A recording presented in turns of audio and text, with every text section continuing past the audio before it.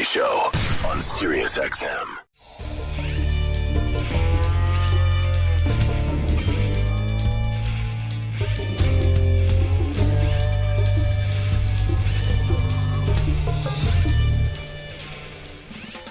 Hey, let's bring in Aaron Paul. Yeah, where are we going to put him? We got to get him in the chair of honor. The chair of honor. Ah, there he is. Wow, I know this guy. It's like, hey, I know this guy. Fuck, I know this guy. I know. We have the Jim. How you doing, Anthony? That's Opie, bro. How are you? Nice to meet you. Nice to meet you too. And for the 80th time, I have to explain. Look, I don't normally look like this. I had a fight with my He doesn't pool. care. I didn't even notice. No, actually, I look like you in every episode. I know. You get the shit beat out of you constantly. They love beating you to a pulp, throwing me down. Yes, you're Jesse, of course, on Breaking Bad. Jesse Pinkman. And I didn't watch the show from the beginning when it was actually on, but somebody turned me on to the DVDs, and it was one of those where I popped the first one in and went, all right, that's it, captured. Yeah. That first episode grabs it because you don't know what the fuck is going on. Yeah. And from there, it just gets better and better. It's so good. Yeah. It's so good. I started smoking meth. Oh, Yeah, it really, had that effect. It's great. it kind of does make you want to do meth. Yeah, it 'cause really just does. looks so fun. Yeah, They're yeah. just like so excited when they do it and everything. I literally just started. I'm only 2 episodes into the box set. Because I know the new season's starting. What happens after the acid bleeds through the ceiling?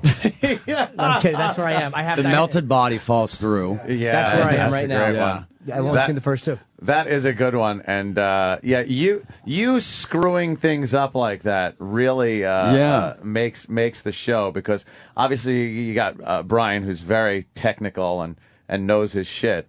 And you're just like, yeah, well, you get a plastic tub when I could use the metal bathtub. And ooh, I can So do you this. learn stuff on that bad show. idea. Like, you don't really get- do. Yeah. Have you been watching it and thinking like, I think I could make meth? Yes. I would have to be I devil's think I got this advocate. down. I don't get it. No, I don't understand the no. story. We watched the first 2 seasons, Yeah. and I mean, this has nothing to do with you, but it's taken forever to get the 3rd season on DVD on Amazon. Is it out? Yeah, it actually it just came out. It just came out. Yeah. He's having a problem with his iTunes download. Could you call somebody? Can you go to his house and Hey, work wait, on it? listen. I'm married. My wife and I are comics, and we don't like talking to each other, so we got to watch this kind of stuff. You know what I mean? 2 fucking seasons. You know how much conversation we. Rich, what is the show about for the people out there that don't know? It's about. You want me to tell you? It's about. Yes, it's please, a Rich. school teacher who thinks he has a certain amount of time to live. He has cancer, so he wants to leave his family with a little nest egg. Right. So and he's a chemist, so he realizes, hey, I can make money making meth because it's big. They kill people throughout the show. There's never an investigation. People are dead. Okay, the guy's selling meth in front of his brother-in-law, who's supposedly a big DEA agent. Okay.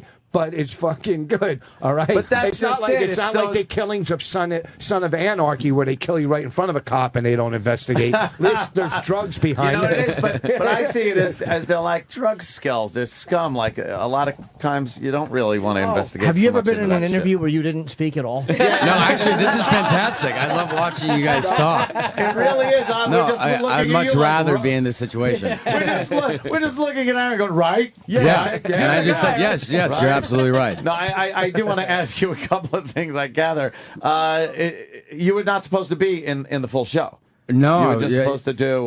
Jesse was supposed to die at the end of the Die first off. season. Now, Yeah. now, what changed that? I guess you did a good job. Thank God they decided to keep him around. They just Vince, our creator, kind of just loved the tug of war, odd couple, like you know, beating head element of Walt and Jesse's characters. So Yeah, I couldn't imagine like what they would have done if you weren't in it, because it would have been kind of one-sided. It does give that kind of 2 guys that are complete opposite ends of the spectrum. yeah. I mean, it's this type of show is like you never know if you're going to die or not. There's a lot of our main cast. They just meet their demise and when I first started watching it. And I was trying to stay away from spoilers. I don't know any people will spoilers. just be, no, I'm not going to say any. But people are like, there are these holy shit moments where you literally sit there and just go, holy shit, no way. No fucking way that just happened. Right. Or that person got killed or whatever. But So wait, when you got hired, you knew you were supposed to die at the end of the first season? I had no idea. You didn't. Yeah, I mean, I've done so many pilots, and none of them ever, see the light of day. And this is the first one that I did that actually got picked up. And I just thought I got a series regular gig, but they told me towards the end of the season they were going to plan to kill off the character, and then they decided. Hey, we got some bad news for you. Yeah, exactly. You're going to die. Don't tell him. Oh, you Yeah, no You know spoilers. what's depressing? When he came in, his publicist was outside, and she's looking. I'm going, oh, she recognizes me, and it was stupid fucking Tom Papa. She Of raised her hand. course you recognize Tom. I work with her too. Tom's a big star. Tom on has the a show on NBC. Yeah. You were on between fucking whisk commercials in 1997. You depressed me because you look like what I would want to look like. It's true. I was thinking that. He's me. Oh, shit. He's me if I was really handsome and thin. And in shape, And right, in shape, yeah. He's the perfect Norton. You're what I could have been. No, you couldn't. No, you Well, little booze during pregnancy might have hurt him. No, and he can act. He knows what to do with his hands. Not like Jimmy. Jimmy doesn't know what to do with his His hands. eyes don't pop out after every scene. I do. What do you do? That's the hardest part. I always ask real actors. When I act, I don't I'm talking. My hands are very still and it's fine. But I don't know how to work my hands when I act. It's a fucking nightmare. I literally am all over the You're place. not a Work your puppet. mouth. He's a puppet. They're all over the place. It's uncomfortable. Maybe hold something. That's a good idea. But every scene I'm holding things. Where are you going to put a black cock on every set? Your mouth.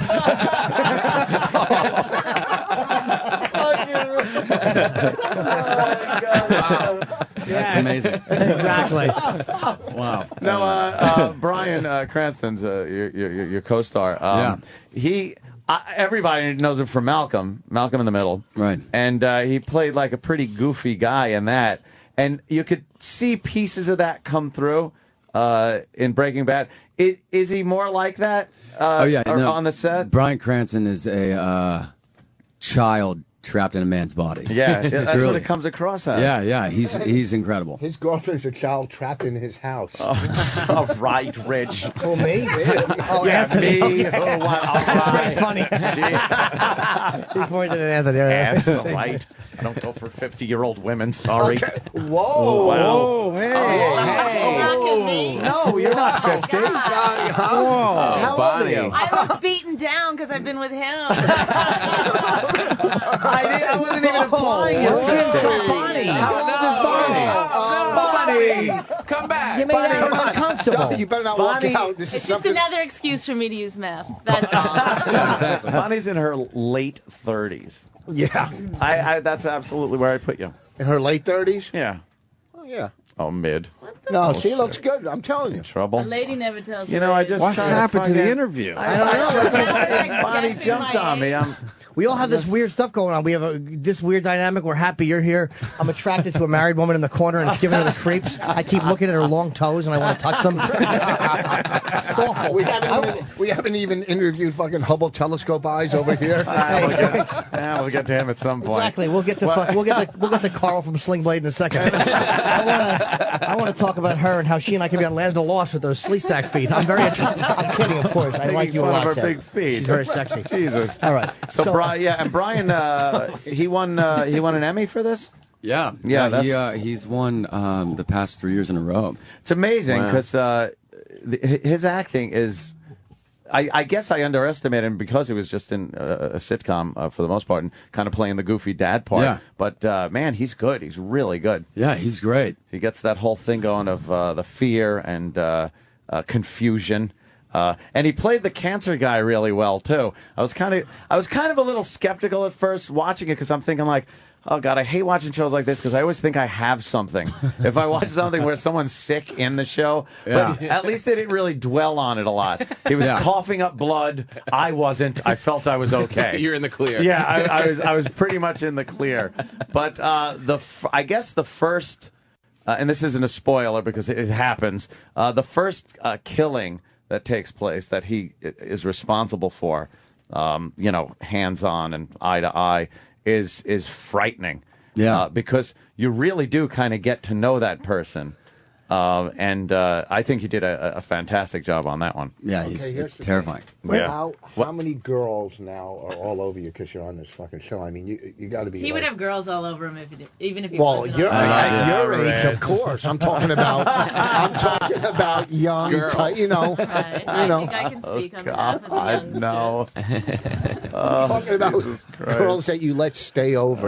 You know what I mean? Right. No, I mean, are you from L.A.? I am. All right, so And How many so- questions are you going to ask the guy? You ask him two different. Let him answer one first, then ask the second I one. want to hear what you're thinking. Of course I do. Do you have girls all over you? You from L.A.? What airline do you fly? How many things are you going to ask him? Check your bag. Can you give me a copy of the DVD? I would like the Call third Amazon. season. So, yeah, you're from L.A. originally? No, Idaho originally, but I've wow. been in LA since I was 17. All right, and has the woman situation improved a lot since you've been on the show? It's a little different, but I don't know. You know, I'm in a very serious, kind of long term. Yeah. Were you in it when you got the gig? No. Oh, you got involved after. How many seasons in did you meet the girl? 3. Oh, so you have Or time. 2, All right, yeah. you got it out of your system. 2, yeah. That's fucking the first. Got it out of his Yeah.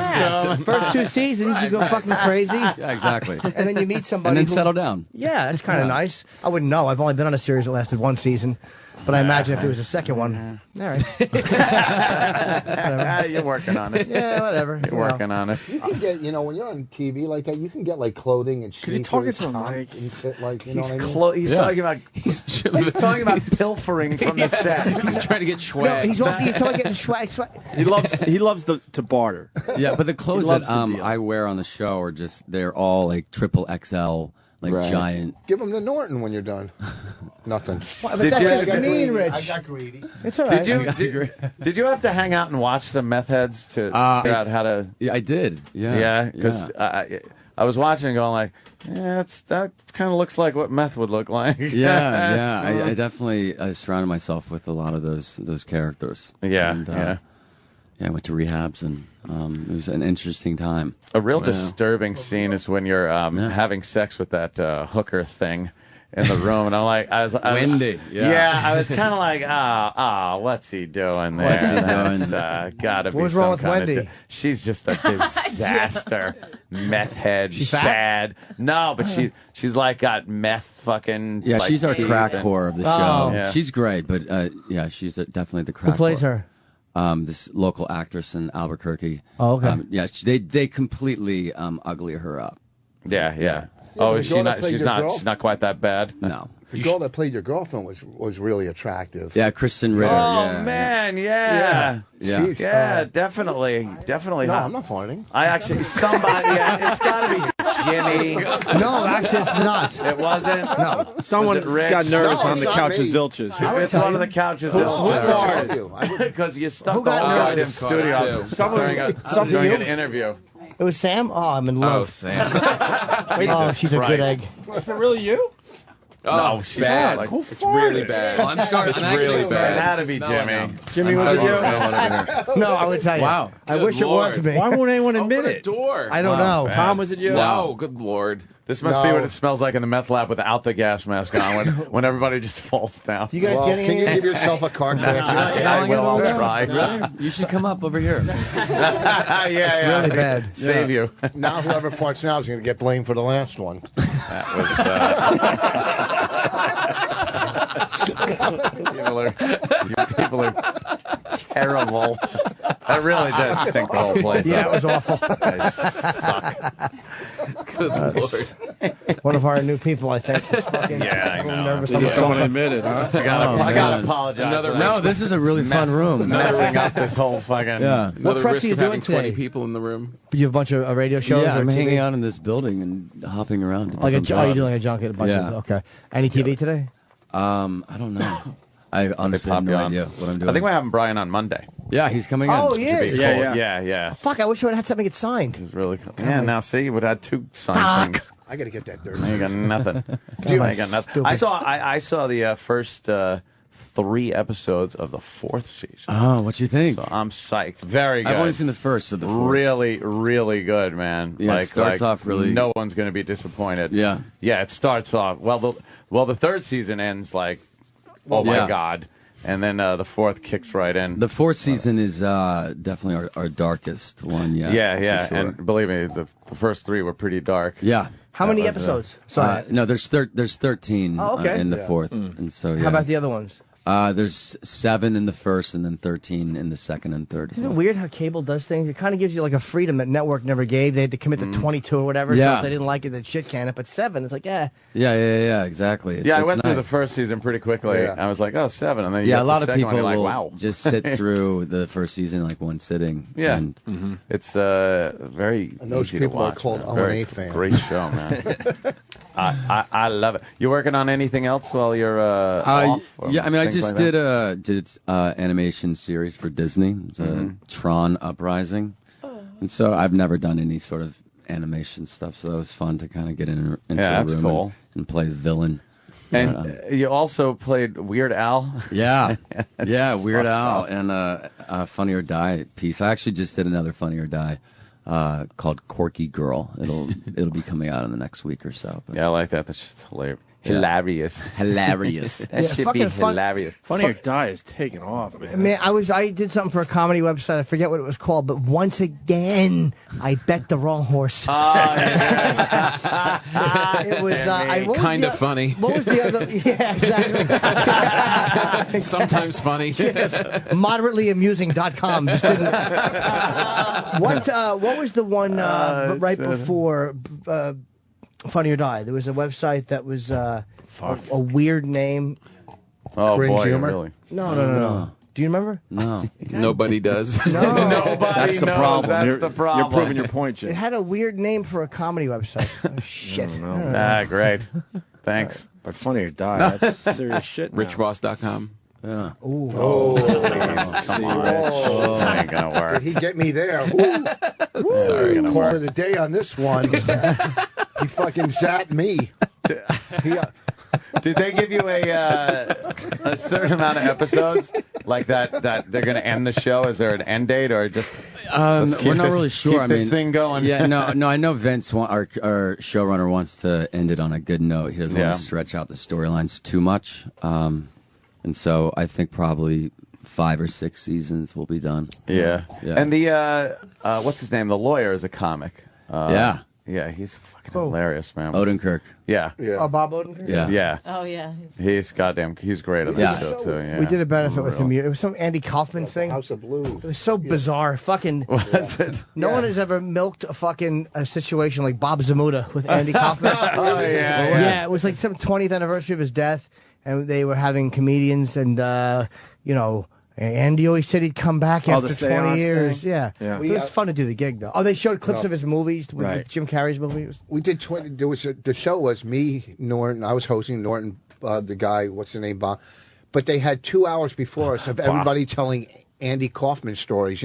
His mailman, everybody, and the Rooster Press, and now our comedy show. And they brought us up in the fucking middle of this fucking memorial. So what you're saying is you have a great excuse why people didn't laugh. Oh no! I walk down, go Andy Kaufman. I go. I used to watch Taxi. I go. Well, no, he didn't.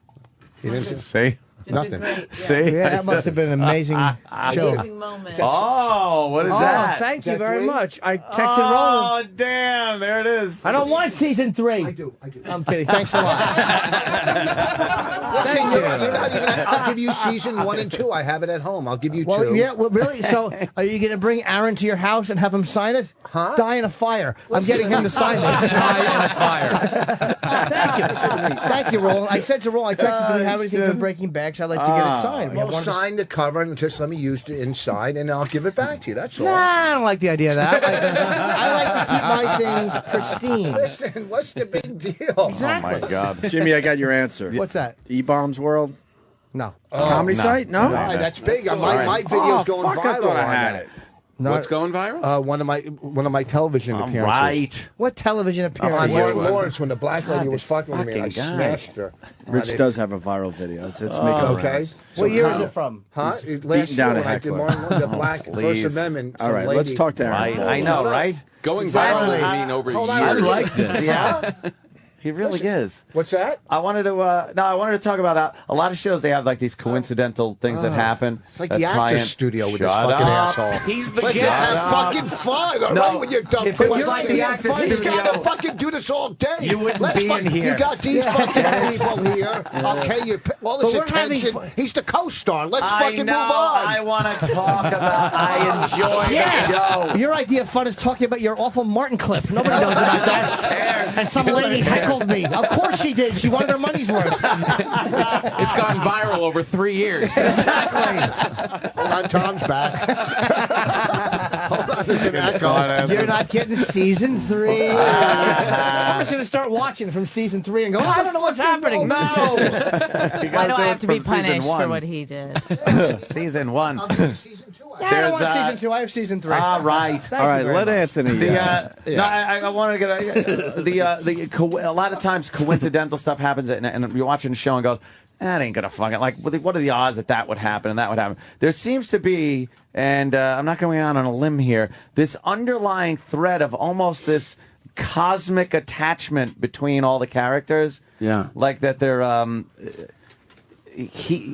I think Bryan kind of is linking all these people together in some strange way that Yeah. doesn't seem to just be, oh, let's throw this and people will believe it. It is almost some kind of spiritual thing going on with the show. Yeah, it feels like it all kind of makes sense in a strange, dark, weird way. Yeah, especially like that one scene with your chick there that I won't. I'm no spoiler from me. I don't. Ain't getting it from me. Is it in motherfucker. season 3? Because I'll She's- see it tonight. And she is very hot. She actually made me look her up on IMDb. Oh, yeah. To see what she was in. So did anything Dakota else. Fanning. She's like, hey, you can't use her anymore.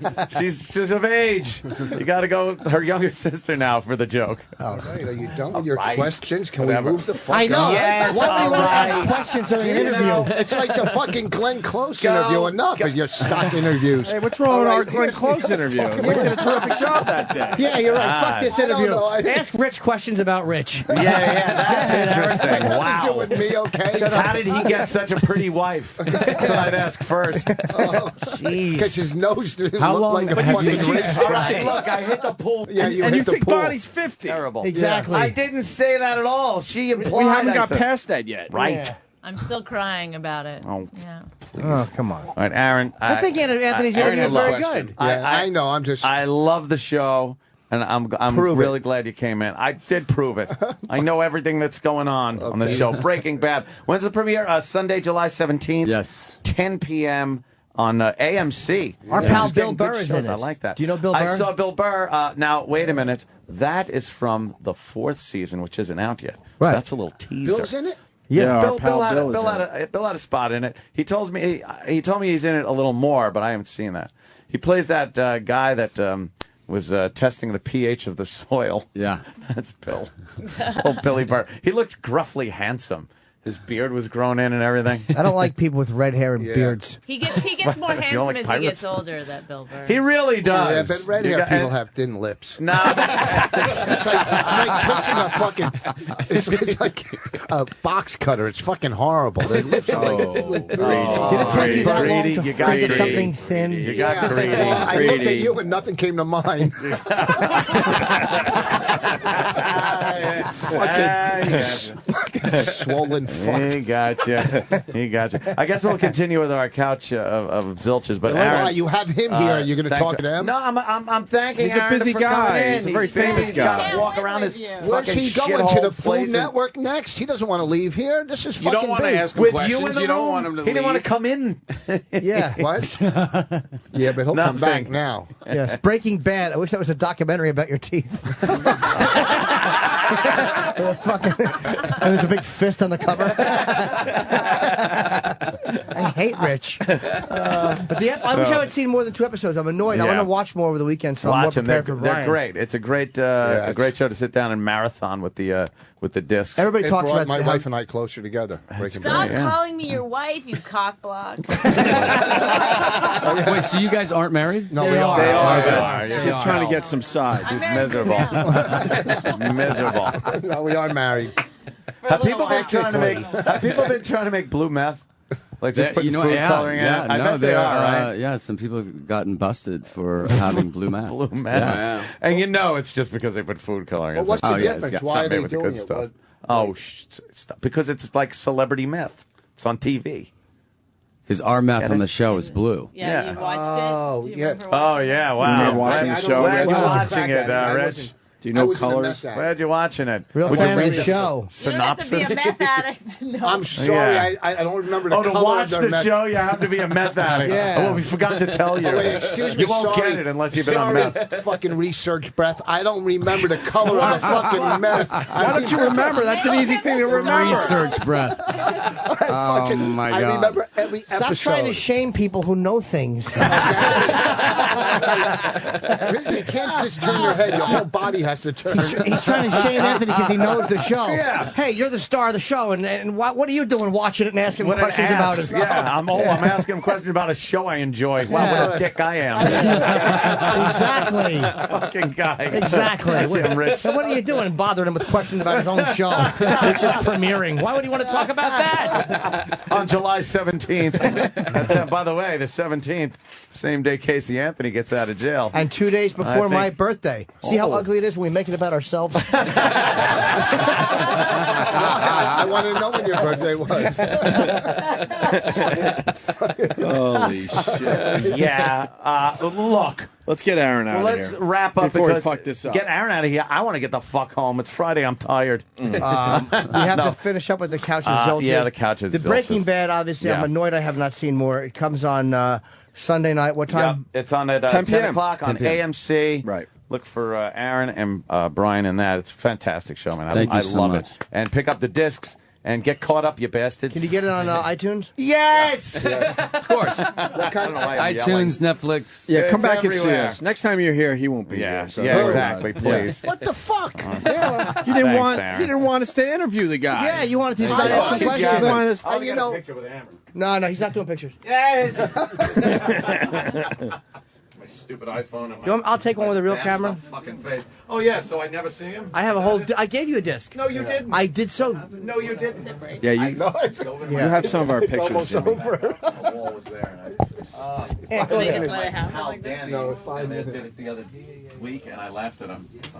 No, but this is like This looks like a fucking. No, it's rolling. This looks like before and after. Hey, thank Could you man. snap one of me and Aaron? I love the show. Love it. I normally don't do this. But hold on. Mr. Picture, I normally don't do this.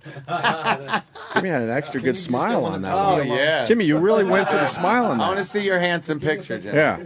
Jimmy, why the over-the-top smile there? Oh, with the annoying interrupting guy. Yeah. At some point, Voss will watch the show and then be like, "Oh, that was the guy." he does. He Oh. does watch I the know Oh, show. that was I the know guy. I know that fucking show. And you'll be pointing at a different person. I'll tell you, it's in my top. Oh, shit. What? It's on my wish list. on Is it? Amazon. Yeah. You know what's on mine? Right. We get it. Hopefully a plastic surgeon. I know. I'm a fucking disaster. Believe me. I have no illusions here that I'm a fucking wreck. I was supposed to do Red Eye last night, and I couldn't even fucking do that. What'd you It do, kind of red would have been nose? funny if I know. Yeah. Do they sell swimming helmets? It would. I think I need one, man. I'm a disaster. Who's the last guy on the couch and Zilches? Give him a little time. Well, we didn't talk Yeah. to the fireman. Oh, we talked We to talked to the fireman. Oh, yeah? The fireman. As Rich And, calls him, the fireman. the buzzard from Damn, I the Bugs have one Bunny of those and I cartoon. You didn't haven't bring talked to it in. him. The what? This guy. You're the best. Well, that should have been yours. You're the Thanks, host. man. No. I got one. yeah. Oh, wow. All right. Hey, Aaron, Aaron thank Paul, you, man. thank you, sir. Enjoy the rest Thank of you, your brother. the shit that goes around this fucking studio. This was Later, your best man. interview of the day. You just don't know that yet. Take it easy, man. Open that door. Come right in, sir. Hey, there he is. Brian, sit down. We're on the air. We just do this. On the air. Easy as that. How are you? Look at that. Nice to see you with a little bit of hair on your head. That's good. I'm good, guys. How are you? I'm good.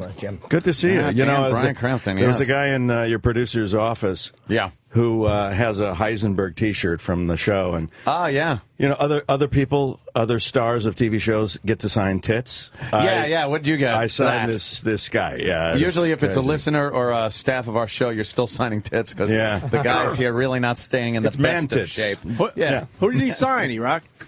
Salil. Was it Roland? Who's wearing the shirt?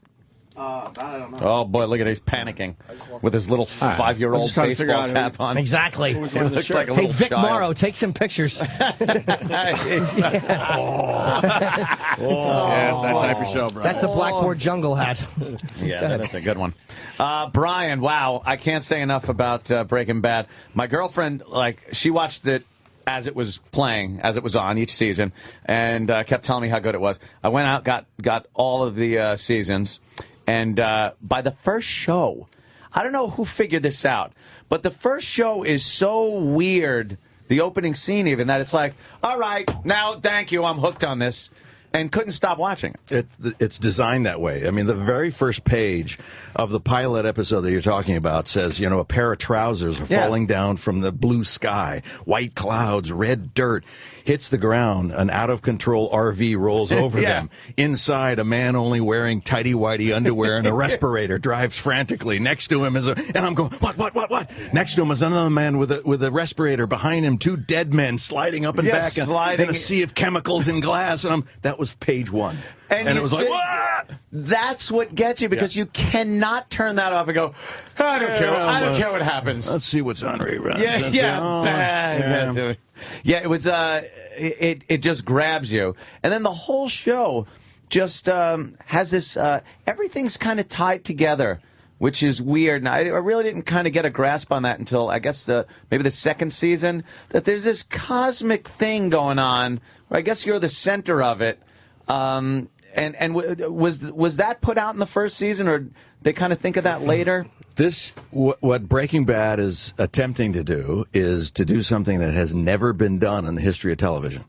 And that is to start out the series with a guy in one's kind of person. He's, in my case, I was a milquetoast high school chemistry teacher who is a good guy, loves his wife, has a couple kids, one special needs child, and is just trying to make ends meet, just trying to get through life. And over the course of the series, that completely changes because of circumstances that comes up, i.e. terminal lung cancer. You got 2 years to live. What are you going to do? So he changes his entire life, becomes a drug dealer, and by the end of this series, whenever that's going to be, I will be this hardened guy, this hardened criminal. Yeah, I kind of wonder how it'll end in that respect. Like, will there be some kind of redemption? Will you just be a bad? Because as this is going along, from the first season till now, like, you don't have problems with killing people. You probably enjoy dealing the drugs more than you would running a science class. Well, it's an interesting look, sociological study, really, because you say, what are the influences? What are the indicators that can change a man?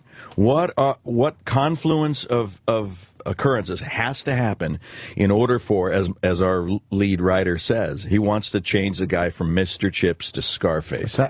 How do you do that? Yeah. What are the circumstances? Right. Yeah, because it's not that you're doing everything at this point, because I'm caught up, and I even managed to catch a couple of the season 4. Yeah, it's one of the perks. One of the perks. And I got to tell you, amazing. Just amazing. Yeah. Because the way season 3 ended, and then stepping into season 4 like that, it was perfect. Cool. But you start wondering, like, okay, this character did this for his family to start with. Yeah.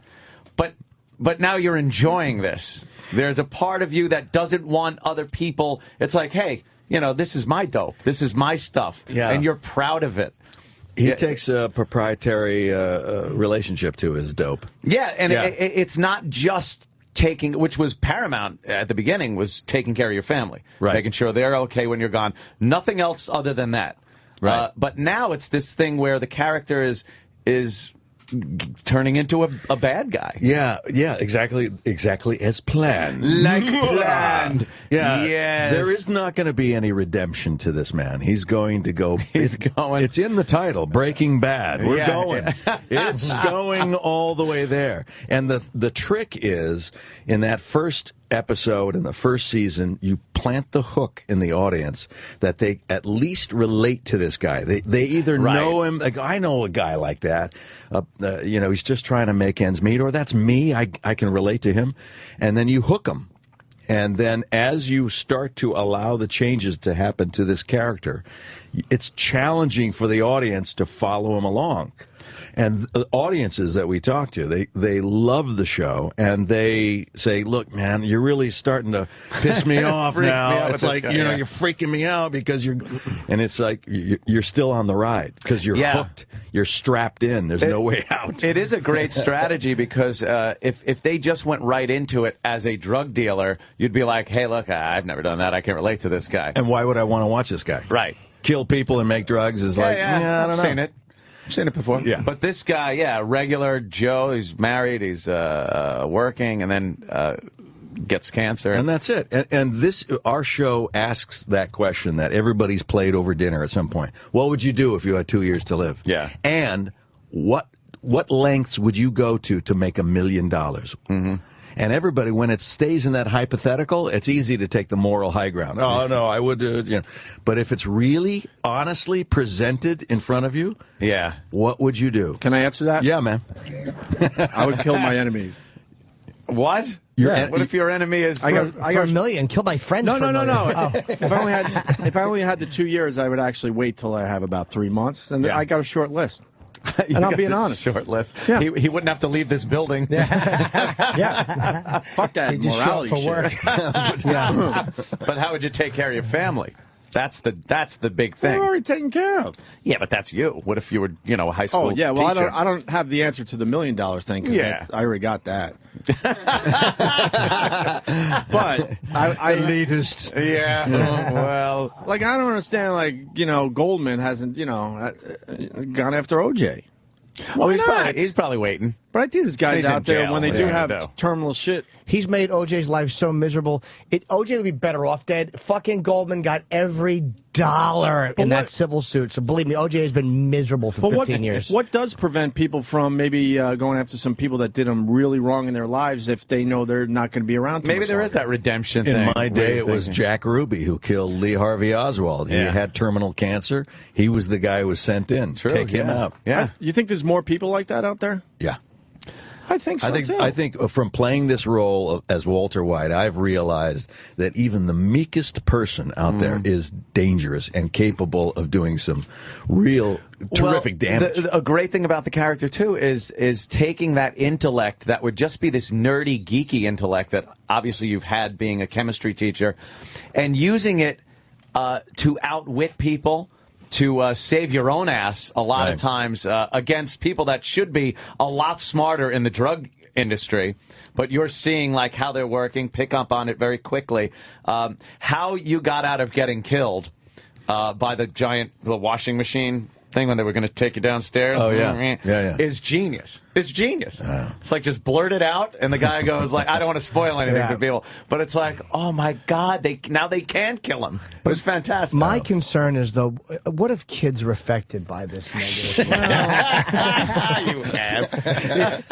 See, I love this interview because I haven't seen the show yet, but because I saw the first 2 episodes. can't wait they gave me the box set recently, fantastic. and I love the first 2 episodes. I can't wait to get the box set and go through this now. Man. It's fantastic. I understand that my co-star came here, Aaron Paul, who plays he was here Desi. last Friday. And there was the promotional discs that came in, and he didn't see him yet, so he took them. Yeah. That putz head bastard. Did he take it? A good thing I didn't bring mine in. Well, How we got it shitty are before his he did. connections? He has to go through us to get stuff for his own show. He's really got a place. I had so Billy many Burr people. was on the show, too. Right? Billy? Yeah, Bill's got a part. Bill Burr had a part. Friend of ours. He was on. I was watching the season 4 couple of DVDs that they gave me with a couple of episodes, and I was watching it in my theater downstairs. So God, you guys are so elitist. Oh, we are multi-millionaire elitist. Total elitist. theaters.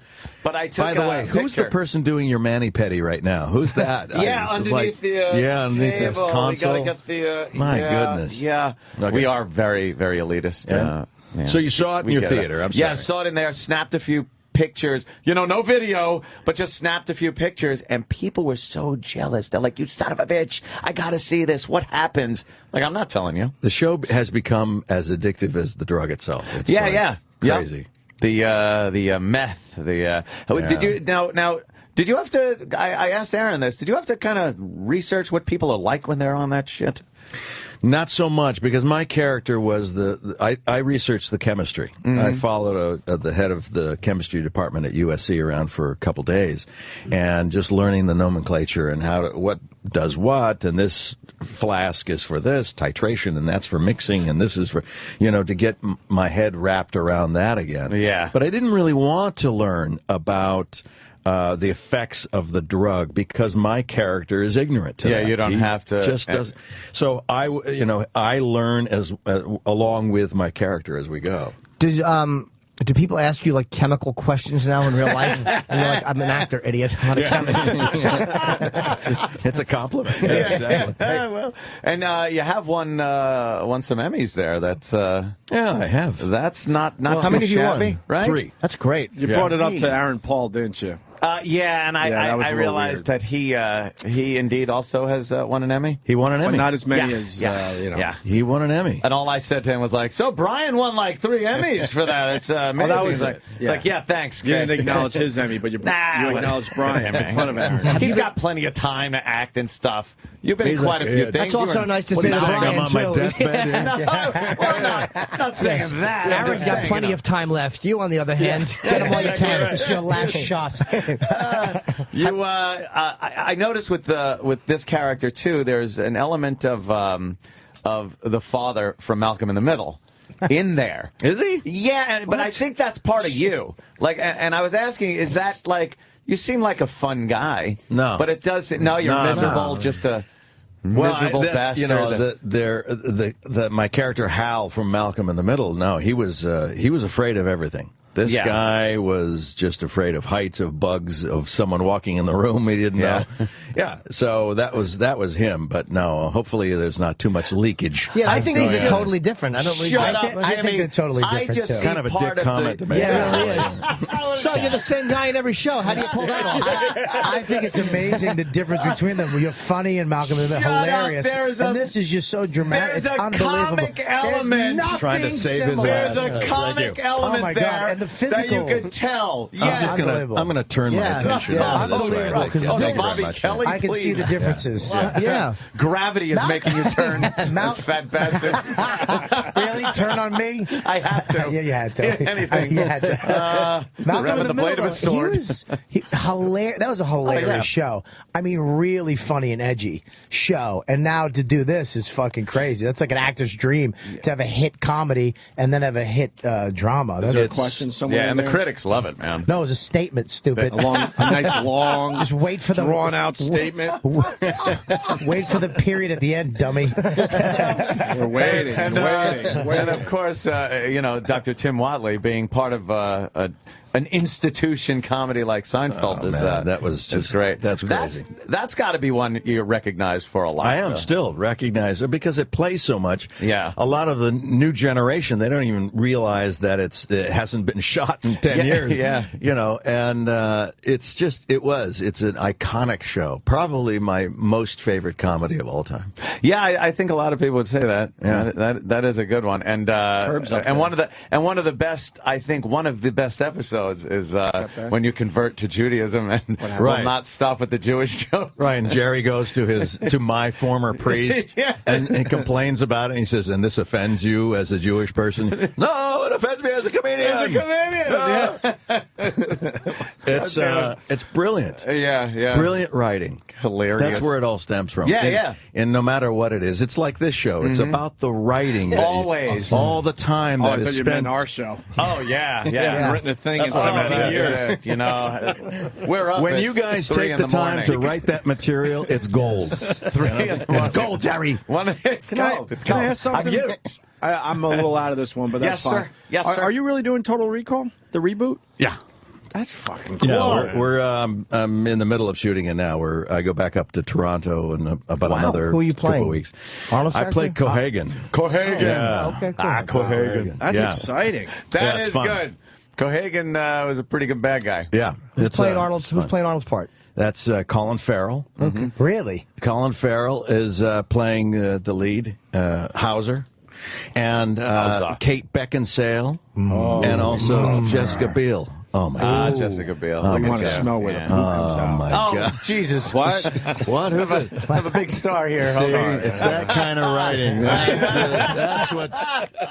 The lowest common denominator. That Total Recall, That's it. that's going to be Yeah, going to be the great. original, very good, but to Absolutely. be able to do it now and update it a phenomenal. little bit, it's amazing. I like that. Welcome to the party, Richter. Does Arnold make a cameo or anything, or you don't want to talk about Not that I know of. Not anymore. No, I mean I haven't heard anything that he does. I think he's. He plays the he's a little baby. radioactive right now. You know what I mean? It's making a cameo in his. He plays the housekeeper. baby in the stomach. Oh, Quanto. Oh, that's cool. Is it sticking pretty much to the story? No, the book? it's closer More to of the book to the than, book the movie. than the movie was. Yeah, it's really cool though, and with the special effects that they're doing. That's How many great. episodes of Falcon Crest were you in? Oh my God! Falcon? No, but it's like it's You're digging back there. Yeah, it's a Yeah, great he is. resume though, man. It's like goes back to this guy. It goes back. What was your first show? Chips. Guy's work. What's that? I think Chips was the first It's a great nighttime show. It's I an think. amazing. What do you do for Chips? What's that? I played. There was really bad. I played a guy who was talking like this. I like Gomer Pyle, and I was married to a girl. Kathy Shower was her name. You can pop her up. Kathy Shower was. I prefer Golden. Was a, Jesus, Jimmy, again. Who gave you the gold? It's not writing. We're going to lose our guest. We're going to lose him. No, It's it's a little too edgy. she was a Playboy playmate, and Eric Estrada was all over her. And anyway, Kathy and I played this husband and wife, and we're from the South like this, and we're breaking the laws. It's just some ridiculous kind of thing. She's making erotic films now. Is she really? Yeah, I'm sorry. How horrible is There it? you go. Is that her? How bad can it be? How is that her? It's just her ass that is showing. It's Very her, good, Bobby. It's her with the flip cam. Oh. But how terrible is that's that? her You want to right bang there, a girl, and Eric Estrada is trying to bang her on his own show. It's like there's no way. Is that her? Yeah, get a Eric's check. probably You don't going to think you get have her. a chance? No. Eric's probably going to get her. It's been a long time. I have no idea What was the first thing you did? Sheesh.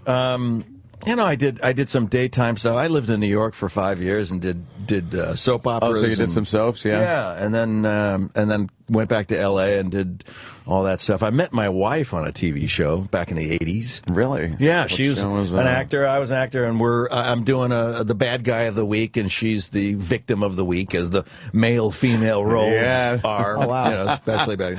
Was it a It was a manic show All right. called Airwolf. Oh yeah, I remember. Of course. It's about the helicopter, Ernest right? Borgnine, Ernest Borgnine. and Jan Michael Vincent. There you go. Jan Michael at his prime. Yeah. Well, just after his prime, but He close. was that poor guy. But he was was talking about Ernest Borgnine. It's in his prime. Oh, so you were like the bad guy in that one? Of course. They had to swoop down in Airwolf and yeah, exactly. fix your wagon. Kind of crap. Yeah. Terrible show. Do you ever really Terrible goddamn show? Well, I think a lot of the '80s were full of some pretty Crappy shows. bad shows. Yeah. Just as long as they're because everything was produced by God, what's his name? He did Stu the Siegel? Stephen J. Siegel down Cannell. in- yes. Stu Siegel Productions. I actually did a Belisario. pilot for him called Adrenaline Run. You know the How'd that work out? helicopter. I'm here.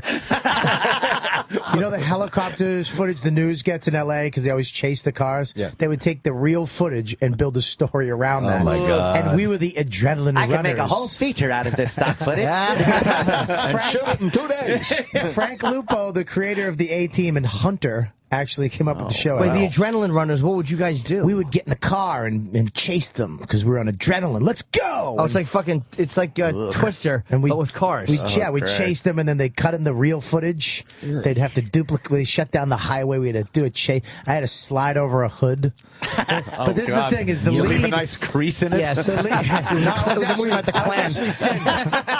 I had hair and I was thin. Carson, But I had a goatee, and the lead had a goatee. I was like one of the adrenaline runners. The lead cop guy had a goatee, so they made me cut mine off and have a mustache. So I just look like a fucking Mexican with a mustache. One of the scenes from Boogie Nights where they had to make one of the Magnum PU.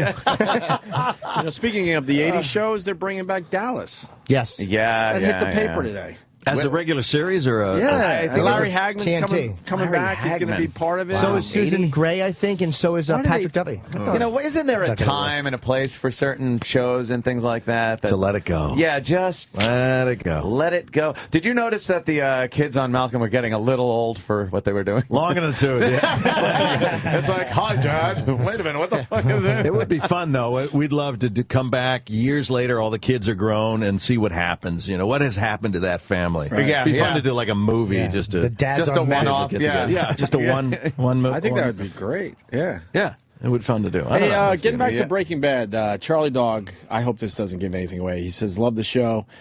Please ask Brian how he got the pizza on the roof. Does that make sense? Yeah. And how many takes did it take? That was hilarious. Okay, this is the truth. It's a huge pizza. So huge. It was so heavy and a real pizza. This box was the largest pizza box I've ever seen. And I'm trying to get in good graces with my ex-wife and she won't have anything of it. And so I get pissed off and I throw it up on the roof. But I can't look like I'm trying to throw it on the roof. I'm just frustrated. And it lands on the roof. And so I'm kind of feeling the heft of it and the distance, and I tell the director, I said, I need to be about here, about 6 feet away or so in order to justify getting it up there. So they have monofilament ready. They have all kinds of tricks they're ready to do. What's monofilament? It's a little thin wire. It's almost invisible that you can connect to it and pull it to help it out. I have some on me. Yeah. No, I'm kidding. I'm wearing some as underwear right now. But Ow. That's got to hurt. Ouch. It hurts in a good way. So I said, I think I can do this. And so we did the scene, and then sure enough, I fling the pizza. It lands exactly in the spot that would be optimum for the camera. Yeah. On the roof, one take. That was it. And of course, the director says, oh my God, that was fantastic. It was fantastic. Okay, let's try it again. No. And I said, exactly. I said, no. Good. Look, trust me, That's it's not the going to one. happen It's again. never happening again. Yeah, that's it. Let's walk away. The second you walked out that door, I went, that pizza is flying.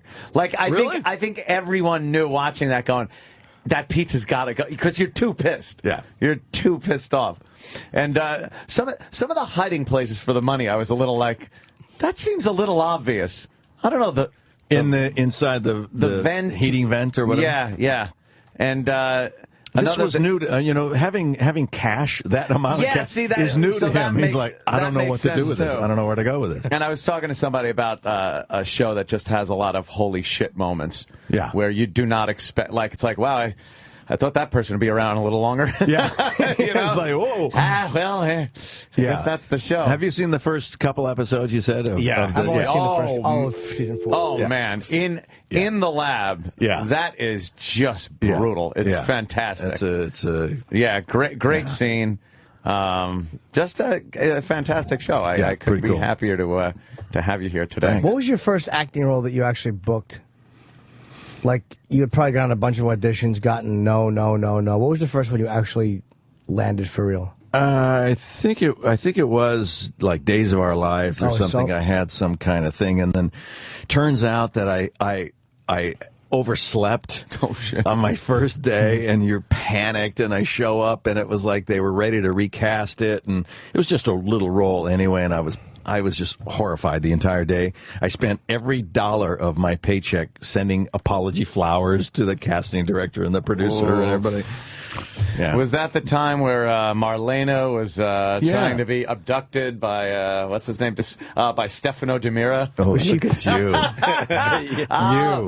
There's a story behind that, Brian. Oh. We were doing afternoon radio. There's a story at the time, behind that, and, if you want to hear. And it was the one thing to watch before I went to work, doing afternoons. Yeah. And I got so roped into it, for years, I knew everything that went on that goddamn show. It's like, oh, boy, this is, it's been 3 months and Stefano's still stalking this woman. Yeah. Yeah. Now we've seen the demise of that whole genre. That's gone. It looks like soap some of them operas are going away. Just going to strictly internet. Some of them. Yeah. Other ones are just gone. That was one of the highest paying gigs in show business at one point, where because you did that live TV every day. How long ago was that? You just added just because you did the show every day, you got paid so much money. It seemed like a rough gig too, man. No reruns, but 5 days a week you had to do an hour show. I mean, that's brutal. Well, I mean, it's not like the highest acting quality either. It's just. Oh, what are you saying? Where did you go? There we go. Now I get it from this side.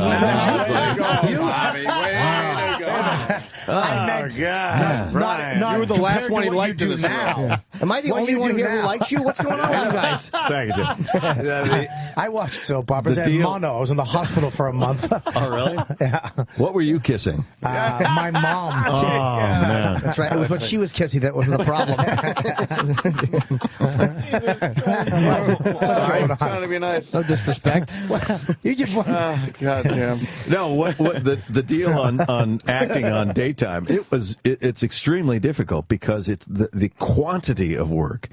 It's really challenging to do really good work because you finish that day and you basically throw that script away and pick up a brand new script and start reading for tomorrow, and it's like you're overwhelmed with how much work there is. I guess when they're taping, you really don't have a lot of time to work out a part or dialogue with a certain person. It's like, stand here, say these lines, okay. Turn here, exit. Yeah, like Ed Wood. Look angry. Cut, print, perfect. Yeah. And if you get close, if the intention is correct and you get all the names correct, then we're moving on. That's good. Now, were you in the show in the capacity where you got to be one of the people that had to kind of freeze frame their face and make expressions when they went to commercial? Everyone on daytime has to do that. That's the hardest part because it's a big lie. So what were you doing last night with Kay? Yeah. And then you got to just... And then just hold it. And while they're fading out. That is hilarious. Or my deal was my character, and all the characters are pretty cut and dry. So my character, I was the associate professor at the university, and I was a good guy. So I get dumped on by girlfriends, and everybody's, like that. I'm a terrific guy. So I have this girlfriend who is dubious, and she's like, she gets a phone call and is obviously in shock. I mean, obviously. And I'm going, who was that? And she goes, no one. And I go, okay. It's like, and I go, I can't do this. Yeah, no, you this don't is see real. it. And I go, come on. It stinks. It looks like she's just been disemboweled. Yeah. And I go, okay. And you're want something to drink? And you're supposed to be a professor. Jesus.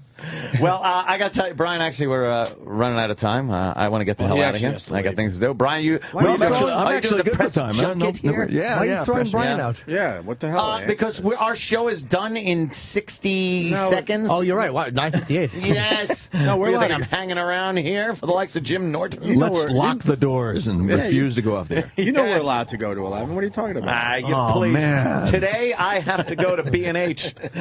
What are you going to B&H for? I got to look at some lighting. Yeah. You have an exciting life. I know. Exactly. He really very does. busy man. And then he wants to get a telescope because he lives next door to a grammar school. Well, Brian is. I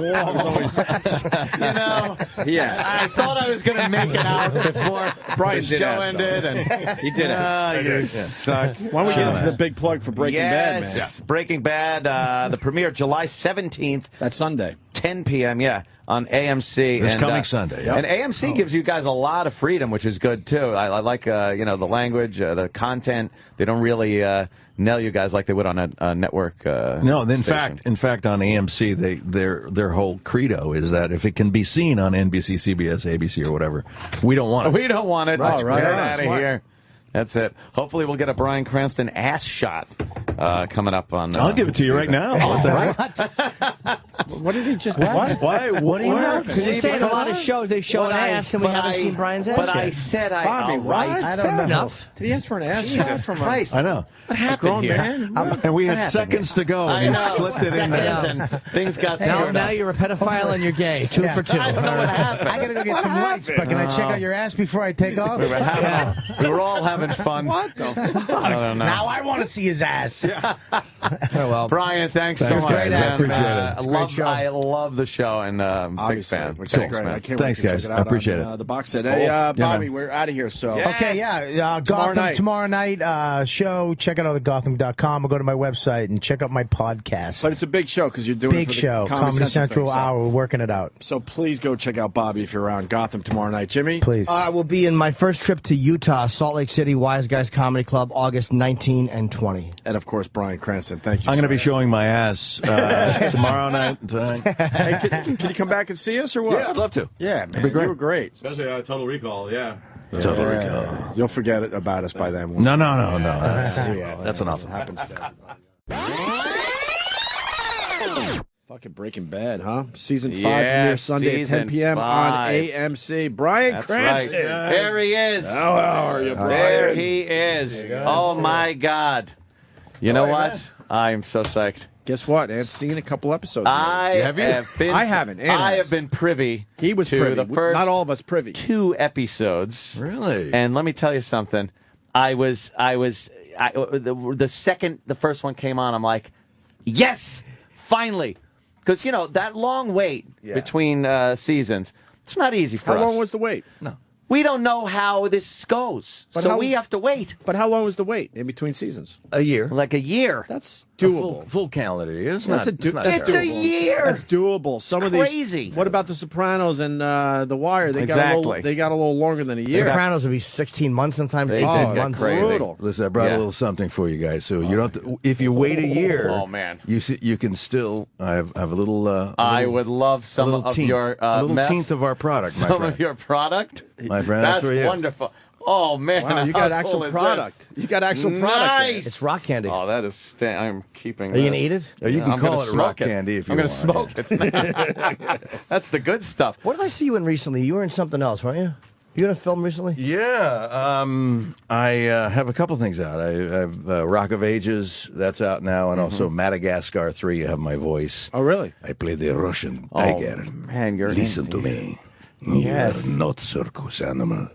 Your kids will love it. We I got a kid. You got a kid. Perfect. we talk about how with guys that come in that do cartoon voices, how just printing money that is.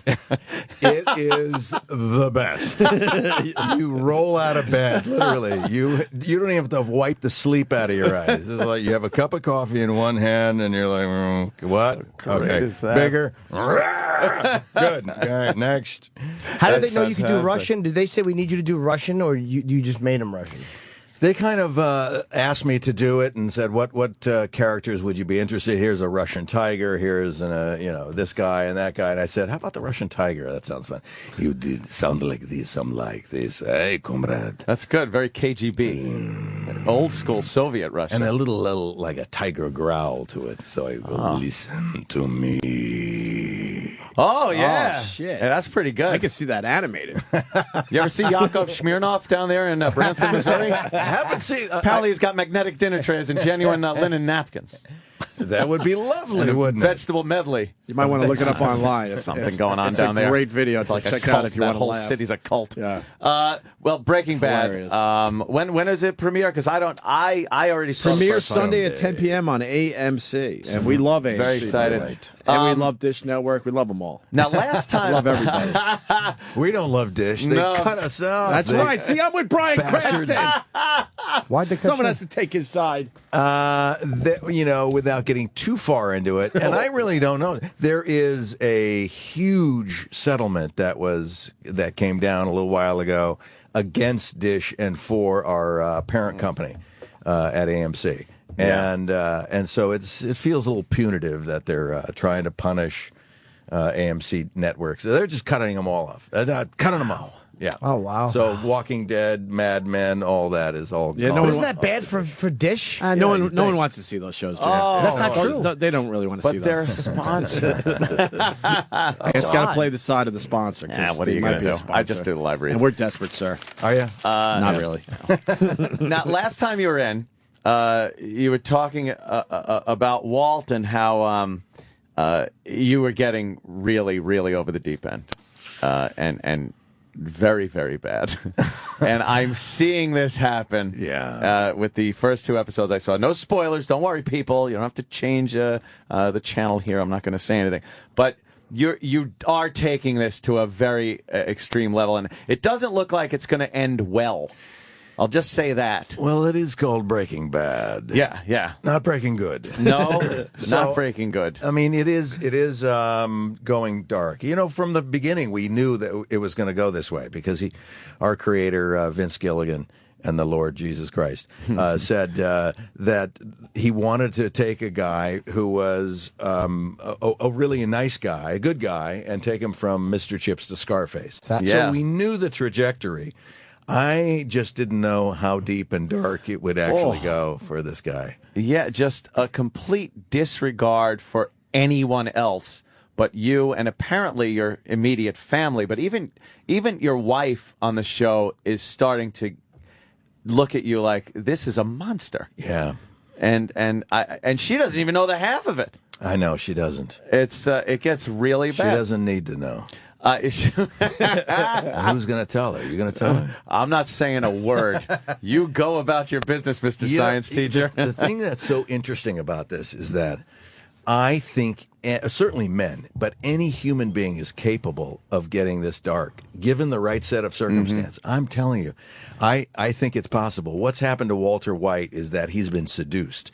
Never before in his adult life has he had money, has he been able to intimidate any other man ever. Just a mild-mannered science teacher, yeah. He was invisible to everybody, even himself. And all of a sudden, through these set of circumstances, he finds himself. He finds his power. And yeah, he's preening now. He's a peacock. But it's better than feeling numb. You know, so if you told him you can have an extraordinary 2 years to live or the absolute most boring 20 years to live, what would you do? And it's like, I'm not so sure. There's a lot of desperation and depression involved in, you know, that kind of desperate life. Yeah. The transformation has been done so well that it's believable. That's the amazing part. Over the course of all the seasons, you have gone from just the invisible science teacher to a drug kingpin for the most part.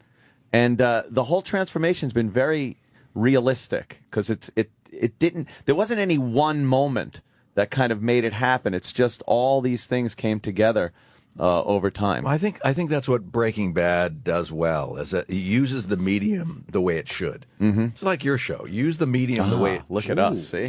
You do. You use the medium the way it should. It's immediate, it's current, it's funny, it moves quickly. Yeah. Breaking Bad would not make a good movie because there are too many elements that would have been necessary to cut out in order to make it an hour and a half to 2 hours. And you'd look at it and say, how did this guy become this? He was it's too truncated. There's too many leaps. So serialized television, slowly played out, agonizingly played out sometimes. You wanted the best way. You definitely saw the direction you wanted to go in, but it took these things, these hurdles you had to go over and awful things you had to do to learn how to be that evil. It's an amazing transformation. Yeah, it's very cool. Really a sociological experiment to me. Can I don't want to give any spoilers or anything. I got to ask you, at the very beginning of the first episode of season 5, we do see a different look on you. A different look when you're near the trunk. Yes, you do. Was that a flash? You're being so good, by the way. I'm trying. Was that a flash forward? It is a flash forward. Okay. You're looking at a flash forward. So we'll get a little resolution of that? Well, no, you know what's funny is that the teaser of the first episode this Sunday on AMC at 10 o'clock, East Coast and West Coast, 9 o'clock in the middle, is revealing in so many ways. Yes. And yet not. And you don't get anything. You don't get, it's like, what? And then you realize, what did I just see? That's what I was doing. Yeah. I was literally craning my neck, looking up, going, what's in there? What is, like thinking I'd see something different if I looked the other way. Yeah. It's been such a compelling show. The suspense is great. The second episode of this season was edge of your seat. The entire time is edge of your seat. Mike, the character Mike in there, the fact, what he wants to do and what he has to do, the difference in that is you start feeling bad for him. Yeah. And he's a son of a bitch. It's amazing how this show toys with your sympathies. Yes. Where you have these people doing awful things, and yet you're sympathizing and almost rooting for them. Come on, make that crystal meth. Yeah, come on. Bring back the old team. Let's get the band back together, kind of a feel to it.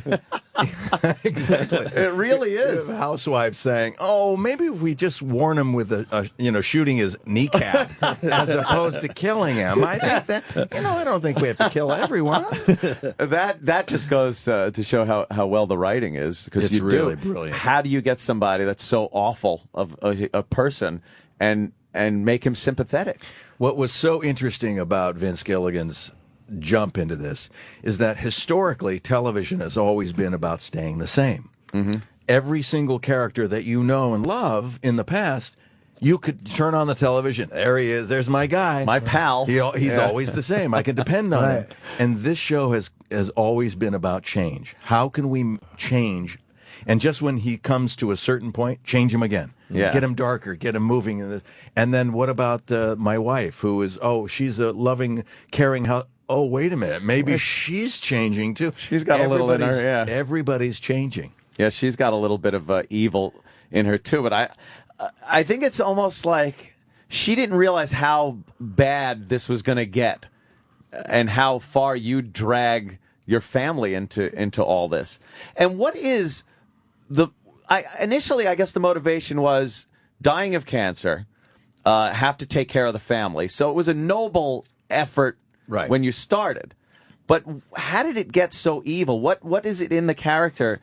Is it the fact that the character just didn't want to be bored for the rest of his life? Well, if it's been a hypothetical that we've all played. If you had a year to live, how would you live your life? And this poor bastard's thinking, I'm just going to wither away, and my wife's going to empty my bedpan and we'll blow through whatever little savings we have, and that's the legacy I'm leaving.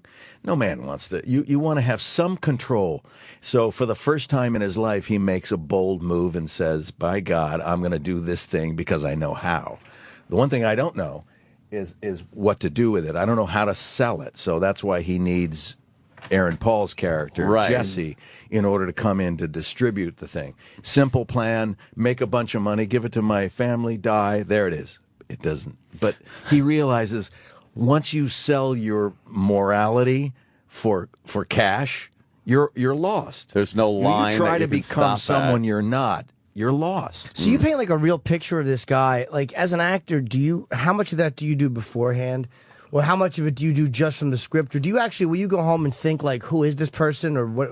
How do you see it when you play somebody like Not this? anymore. When you first start to put a character together, you ask that question a lot. Where is he from? In fact, most actors, including myself, will do what's called a backstory. You'll write your own backstory. His education, where he was raised, teachers, things like that. That just helps fill in the blanks for you. And some of it may come to fruition. Some of it may never be known except to you. But you start doing that so you have more anchor points. The more that an actor knows about a character, it gets inside of him or her, and you feel more comfortable in how you portray it. After a certain point, I don't have to think about it anymore. Right. I just live it. I slip into his wallabies, put on the glasses and the chinos, and I go, there you are. Well, how much different of a guy is he from you? I mean, not the behavior, but I mean as a guy. He's killed more people than I have. No, but I mean like I've killed people. I don't want to paint the wrong picture. I don't mean his actions. I mean like as a person, like because this is a regular person pushed into extraordinary circumstances. So that's kind of what you base it on, as being a real person. He's not anything like me. No, no. I mean, he's very, very smart. So there's the big comparison there. He's been put in a position where he has not expressed himself as a man, as an adult. He's never taken chances. My whole career is being an actor and being in the arts. You're taking chances constantly, and you have to get comfortable with that. He's introverted, or at the start he was shy. He was milquetoast, and so I had to get into that mindset of what makes him be him. What makes a person, what makes a man cave in like that? and become depressed. And I came up that he developed a fear of failure, and that he had missed opportunities in his life, and that led to his depression, and that led to this kind of invisible man, concept that I wanted to bring forward. And so when we were designing the face and the hair, I took all the color out of my hair when we first started. I had this little impotent mustache, a mustache that you can see through, and was light because we lightened it and thinned it out. And you'd never, if you want to make an impotent mustache, you guys, I know you'd want this. You would never have the hair turn down the corners of the mouth, because then it gets macho when you get down there. So I used to cut it here, I thin it out. I wanted a mustache for people to look at and go, What's the point? What are you trying to say? We've all seen those. Yeah. It's like, wow. Yeah. We look at people and go, really? So you groomed that. It's like, what do you... An impotent mustache. That's classic. I wanted him to disappear. So all his clothes were taupes and sand color and off-whites and thing. I wanted him to blend into the walls. I wanted him to feel invisible. And so on those first episodes when I'm in the classroom and trying to look at anybody who might be interested in chemistry and getting nothing, it helped me as a character realize I'm so depressed. How did I get here? I'm looking at it. Nobody cares that I'm even here. Yeah. Nobody knows I'm even here. If I walked out of this classroom, they wouldn't even know. They're going to continue texting and whatever. I've lost. And that was a man who lost. That was like part of what made you do what you ended up doing on the show. Yeah. I guess if you were successful, or if the character was a successful teacher that was beloved by the students, even if you got the cancer and needed to get money for the family, it probably wouldn't have worked out the same way. It was just a combination of everything. It had everything to do all with the it. features, all those elements were there. came into play. Yeah. Now, but one thing confusing though, you did it initially for your family and out of love for your family and concern about their future, and then it seems like you lost the concern for your family because you pretty much put them in danger. Now with what you're doing. What are you saying? How did that You got a problem with that? Not at all. I think it's great. All for one, all for me. Wait a minute. But what happened with the character that he kind of almost not wrote off his family, but didn't seem that concerned? Walter White was seduced. He was seduced by power, by money. All the things that even he at the never cost had of his before. family. Well, he didn't realize. I mean, we've all met very bright people who, in a social situation, right? I mean, you go, oh my God, this guy's a PhD and he's like unbelievably bright, and yet he can't hold a conversation in a social environment or what. So it doesn't mean if you're good at one thing, you're good at another. And so here you have a man who is very smart, but he made some poor choices, and he actually thinks that this simple plan will work. But he doesn't have the skill set to be a mastermind criminal. At least back then he didn't. He's learning quickly. Yeah. Is there anything hard for you, as an actor, is there anything that's hard for you to play? Like when they ask you to do is there a behavior or an emotion that's easier for you or more comfortable for you? And then there's one that when you do it, you're like, all right, this one's more work. Any given emotion, I don't know.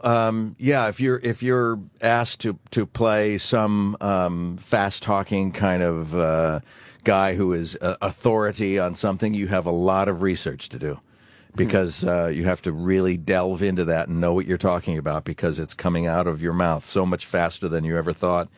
My guy on Drive, that movie Drive, was kind of that way, where he talked too much, he spoke too much.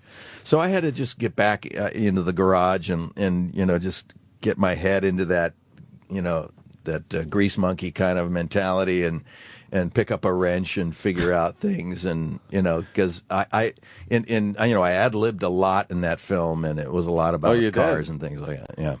Do you give yourself something to do? Like a lot of great actors will do that. Like they'll always be doing something like normal, like whether it's eating or just doing something like Pacino with his hands. That people like there's these little weird things that actors do that I think is so interesting, just to feel like it's real life. It gives actors a handle, something to hold on to. If you're just standing there, it doesn't always feel the most comfortable. What So do you do if with you're your actually hands? doing something and peeling a potato or something, anything, it basically makes the actor a little distracted in an activity, which is a good thing. See, I never know it's a Jimmy running never joke knows. on this show, but I don't. When I'm just standing there, like if they said in every scene like that I've ever we need to just dump salt on something. Like if there was slugs in every scene, I'd be fucking amazing. But when you just have to stand there, like walk into a room and make a proclamation, I stiffen up and I literally don't. I watch hands so much when people act because it's so hard to be natural and conversational. Like right now, my hands are just dead. You don't think about it when you're talking to someone on the street. Your hands are doing what they do. But if you were told to speak to a person on camera, now you're conscious of everything. Like we were having this conversation. If I had written this conversation out and we were having it, you'd be sitting there as natural as you are, and my hands, I'd be like, I'd be raising them. I'd be fucking poking things. Just... And then they'll tell you, no, you're moving your hands a lot. Put them to your side. Let's do another take, everybody, and just keep your hands to your side. Now you're thinking, get my hands on my side. I've been moving my hands. Exactly. And now they like frozen down. Yeah. Jim, this is whose life is it anyway? You can't be moving your hands around a lot. Must be quadriplegic. It's like, remember, Jim, you're paralyzed from the neck down. So the movement thing is a little bit of a problem. I'm always interested in how guys do that. Maybe they just don't. Maybe you're just so good you don't think about it anymore. But I'm fascinated by how you can make that so fucking natural. It's so hard to do, man. It does look really hard. It's supposed to look hard, but it look easy, but it is actually very difficult to do. Are you comfortable around guns? You do a lot of gunplay in the show. Well, my character is not. Yes, he doesn't know from that world. So no, he's not too comfortable. When I was a kid, I used to shoot rifles. And doing some competitive shooting, and that was fun. I enjoyed that. Yeah. So I know my way around a Oh, gun, okay. so. Yeah. I guess you're more apt to poison somebody or something like a little more drink science or yeah. Wait a minute, did he touch my coffee? Yeah, that was. I love the idea of incorporating science in killing people. Yeah, there's more of that coming up this year. I don't doubt it. It does work well, and your loyalty to Jesse. It seems like it's there in the criminal element of what you want to do, but as a person or friend, you have really no respect or like for this guy. Well, I don't know. And I think he idolizes you. He still calls you Mr. White, which is very odd to watch very after everything sign of respect. you've I done. like that. I think it's more a sign of him kind of still being a child in the classroom and calling you Mr. White. But yeah, you personally, on a personal level, you've done horrible things to this guy. Well, I don't know. I mean, if he ever finds out what I've done, yes, there will be hell to in pay. trouble. Yeah. But he's a great actor, and he's fun to work with. He's supposed to be here, right? Yeah, I was going to say great actor, not very prompt. He's not very punctual. He doesn't own a watch. He has no clue what time it is at any given. Yeah, they said he was in moment. traffic. He's stuck in traffic. Yeah. But it just does seem like you put everything aside, even that, and that's a very threatening place to put yourself because you know he would do awful things if he found out what you've done. Yeah, and as we wind down for season 5 starts on Sunday for 8 episodes. Season 6 will start next summer for 8 episodes, and then we're done. For See, good. I did not know that. Yes, Yeah, and that's going to be it. Okay, and that'll be it. Wow, that'll be it. I need more. Are you okay with that? I'm okay with that. Yeah. I mean, it will have. I think it's time. Yeah, I mean, given the conceit of the story that this man had 2 years to live and he's still going to die of lung cancer, if not of something else beforehand. But yeah, I want to stay true to what we told the audience and be fair with that. And you don't want to do like MASH, where the Korean War's 11 years. 11 years. I thought this was supposed to only be 3 years. I was like, The Beatles are playing in the Korean War. It's like, really? Was it 11 years? Yeah, I guess it was. Yeah, Wow. it's time. It's time to move on. It's time to move on. Close it down. And Well, you got the Total Recall movie. When is that coming out? that comes out August 3rd. It's coming out soon. Yeah, Yeah, August I 3rd. can't wait. Very cool. I can't wait for that. Very That's cool. going to be huge. Absolutely, it is. Do you remember? it's a Here's an lot odd of question. fun. Do you remember the last time that you were lousy? Like something you did like years ago that you're like, oh God, was I awful in that? I wasn't too kind to my wife the other day. No, I mean as an actor. Oh yeah. Oh sure. In fact, friends of mine have a humiliation night where they ask actors and performers to bring your worst shit over. And wow! You know how easy it is to be me and bring everything.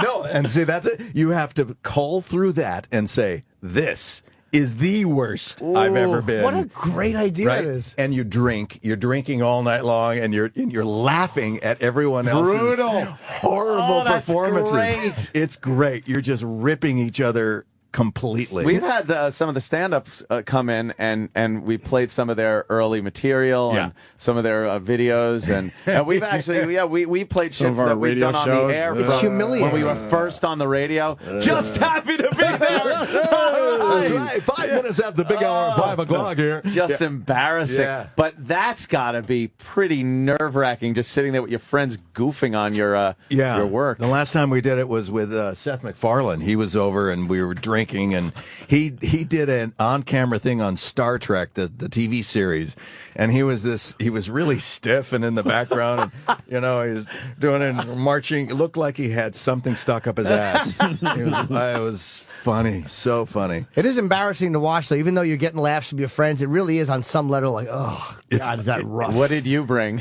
I brought this thing called Crisis Counselor, which was a really bad one of the early reality shows back in like 1980, I want to say, and it was kind of an improv show dealing with therapy sessions, group therapy sessions, and they would only tell you basically what you are, and then everything else just comes out. And I played this guy who who was married, and his wife is pregnant, and he has a male lover on the side. And I was told, you need to make this right on the show. You just need to say, what's wrong with this? And I went, really? That's what and so my arguments were, like, I don't know, I just, she was a little sick, so I thought I'd step away, have myself a lover. Were you playing it up like that? Not unlike any other guy would do. Go get yourself a male lover. When your wife is pregnant, right? And it's like they're looking at me like, "What? You're such an ass!" And so everybody else on the panel was throwing daggers at me, and I'm trying to this weak argument. Anyway, we had a blast. They carved me up quite a bit on that one. Do you know how?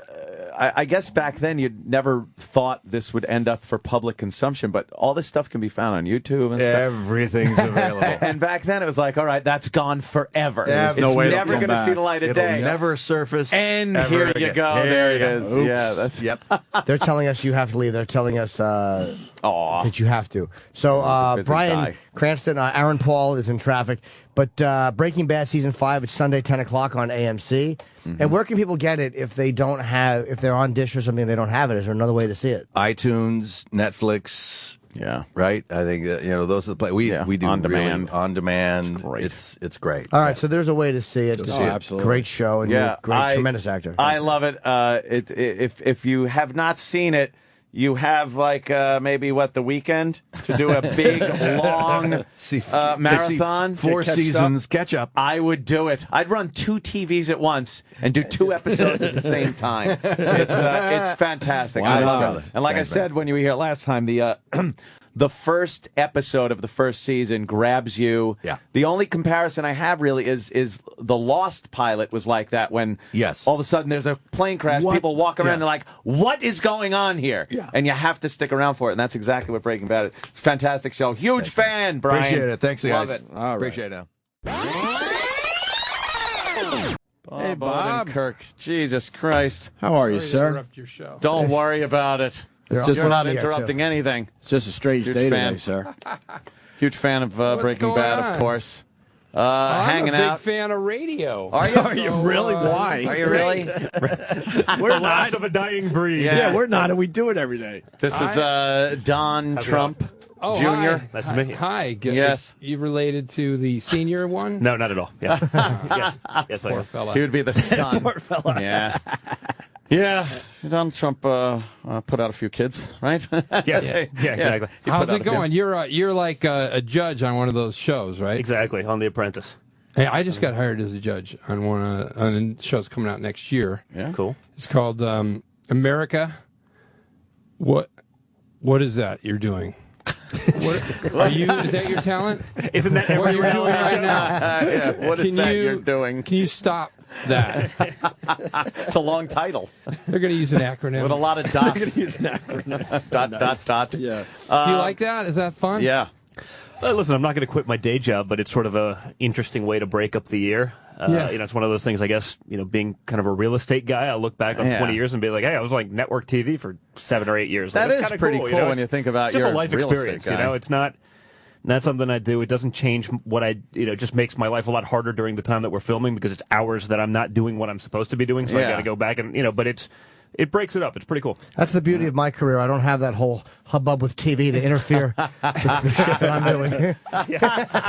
But watching TV. That does get very distracting. That's a lot of fun. You worked with Bob, right? We did it years ago, man. We haven't seen each other many. We did me, Bob, Rich Voss, and Zamuda as Tony Clifton. It was this weird thing where they were showing outtakes. Why were we doing that? What was the event? It was an Andy Is it a Kaufman special that they were showing on TV, or there was some reason why it wasn't just. It was like the 10 years. It was or 20 even 20 years of Andy Kaufman's death. It was at the House of Blues in L.A.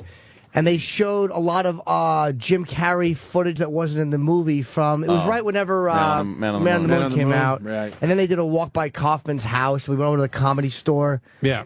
It was kind of a weird show, but cool that way. Yeah, it was yeah. a cool one, and I'm a fan of Jim.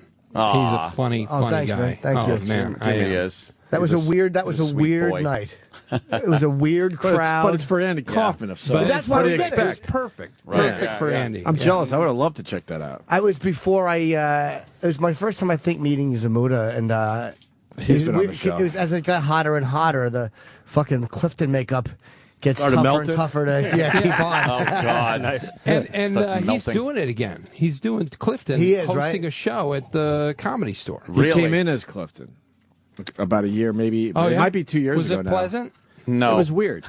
he's not a pleasant man. It was very strange.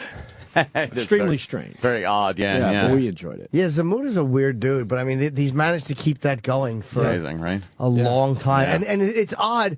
We all know Kaufman is fucking dead, but there is a part of you that when this son of a bitch sells it, you're like, well, Yeah, that could be him. you have like a little hope. know, and then you're I like, know. no. Yeah, a little hope, right? Yeah, then it's just, you realize it's just fucking Bob. I love what they did with that. I love that they switched off who played the character. And Yeah, just it an was also amazing kind thing. of comedy that it seems like it would fit in right now. Everyone would understand it with, like, Between Two Ferns and Yeah. stuff, the kind of rudeness.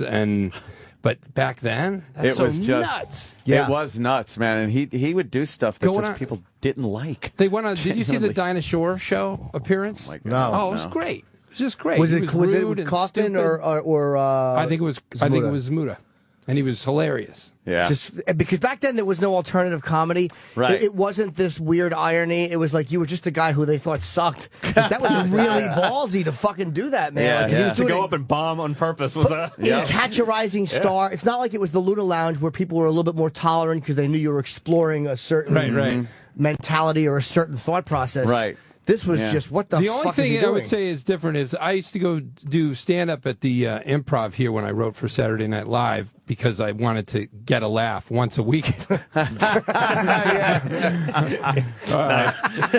you can believe that going to the Improv was the thing that fed my soul.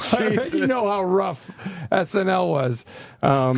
What years were you there? 87 to 91. Okay. I wrote for Dennis Miller and Jan Hook's time, and then also Farley and Sandler. The those Farley guys. years were... God, fucking amazing. Yeah. Yeah, some great stuff. And on the wall, they had those photos. Do you remember? Did you ever do that, Club?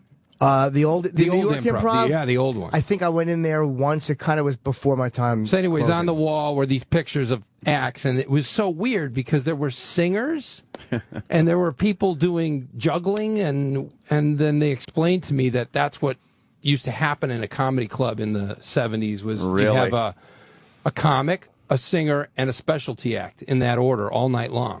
That's like a variety show almost. Yeah, like Ed Sullivan.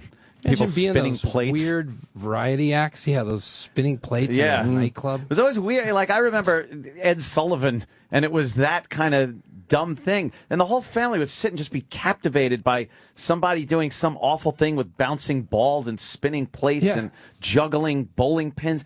It's like, what? Yeah, who's watching this shit? This is a party act, right? Yeah, this is like a 6-year-old birthday party act. And it's on national television. On national TV. Yeah. I'm amazed there's enough people interested in taking the time to learn a practice like that. Like, backstage, imagine that. The Beatles talking to the plate spinning guy. Yes. And they're both doing equally well. They're both at the same place in their career. No one remembers that, like, when the Beatles were on Sullivan, like, there had to be some filler acts before and after. The zookeeper with... and there was a guy that's like, I played with the Beatles. Oh, that's Sullivan. No one remembers me. That's a funny moment in Mr. Saturday Night, which it wasn't my favorite movie, but there was a really funny moment where Buddy, who is Billy Crystal's, like nightclub guy who never quite made it to the big time character, comes out was it before or after the Beatles, and he's just screaming at all the kids and he fucking sabotages his career. But it was a very funny thing to picture a comedian having to come out and fucking work with the Beatles. Well, the Beatles. Yeah. I just don't remember if it was before or after them. Yeah. But somebody else did. You were involved in Mr. Show, right? I helped with it. Yeah. Yeah, I got in the way of the camera. David and I did that. David Cross and I. And of course also Ben Stiller's show too. Which, that show, why didn't that show take off?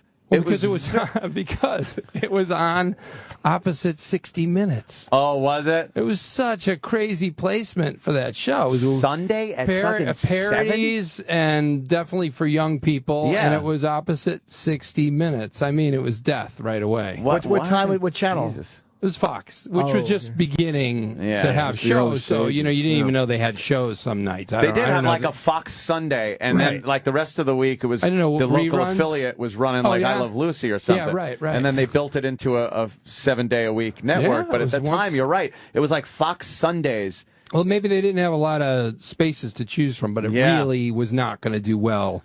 Because, 60 Minutes... They already had, all those people. Their audience was people between 7 and 75, and we had everyone else we could pluck from. Yeah, I remember that just being really a funny show, very cutting edge and comedy that you weren't seeing everywhere else. It was also pretty weird. I mean, people say, I don't know, when people use the word weird for comedy, I think sometimes it means they're boring. Like Mr. Show, I feel like people talk about it like it was weird or whatever, but I don't think it's weird at all. I mean, it's just the things we're making fun of are pretty apparent. If you're watching it, you can that's a parody of this and that he's doing, And then I think the Ben Stiller show was like weirder by far because the pieces were so such a strange mashup, Eddie Munster in whatever, what was it? I can't remember. Cape Fear, and where does that come from? Medieval Cops. I remember that one too. It was cool. Some funny stuff. Yeah. Who else was on that? It was you, obviously Stiller, Janine Garofalo. Janine, Andy Dick. Oh, right. Judd Apatow was the producer. Jeez.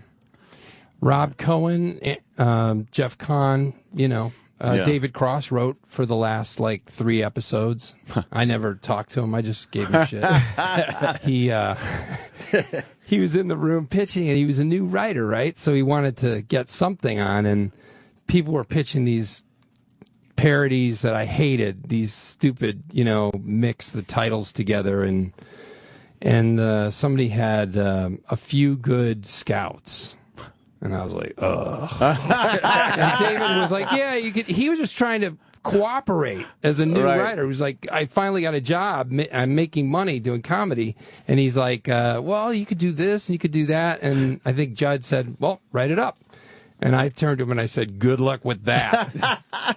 And he remembers that forever. Yeah. How hard is it to write for a show? Like, I've never written for anyone but myself, and like SNL is supposed to be a fucking rough environment, like a very but I tough don't know what place. it's like now because I think people are much nicer now. Yeah. It seems like just the vibe there is much better than it was when I was there and before I was there. I when I first got there, I couldn't understand the coldness and the kind of strangeness and intensity of everyone. I mean, I was already intimidated because it's my first job and I'm 25. Huge. And then for people to like pile on the intimidation, it was like, what is up here? And I found out that everyone felt that way about the place and previous, cast Everyone members. I've spoken to from SNL has the same story about how just awful it was to work there. Yeah, and they wouldn't go up there. I mean, I heard that like Jane Curtin said she'll never set foot on this floor again in her life, Wow. And, like, wow, really? I thought, wasn't this a great time in her life? It looked fun. Daryl Hammond was the longest running cast member, and he's been in 9 mental institutions. That says all you need to know, right? Now, does it have the same cachet today as it did back then when it was a rougher environment? Because I kind of look at it as like the ultimate back then, and I know it's still on. But it doesn't. It does though. It does, and also, like I said, I think it's different over there now. I think everyone is nicer to each other. Mm-hmm. There's more people,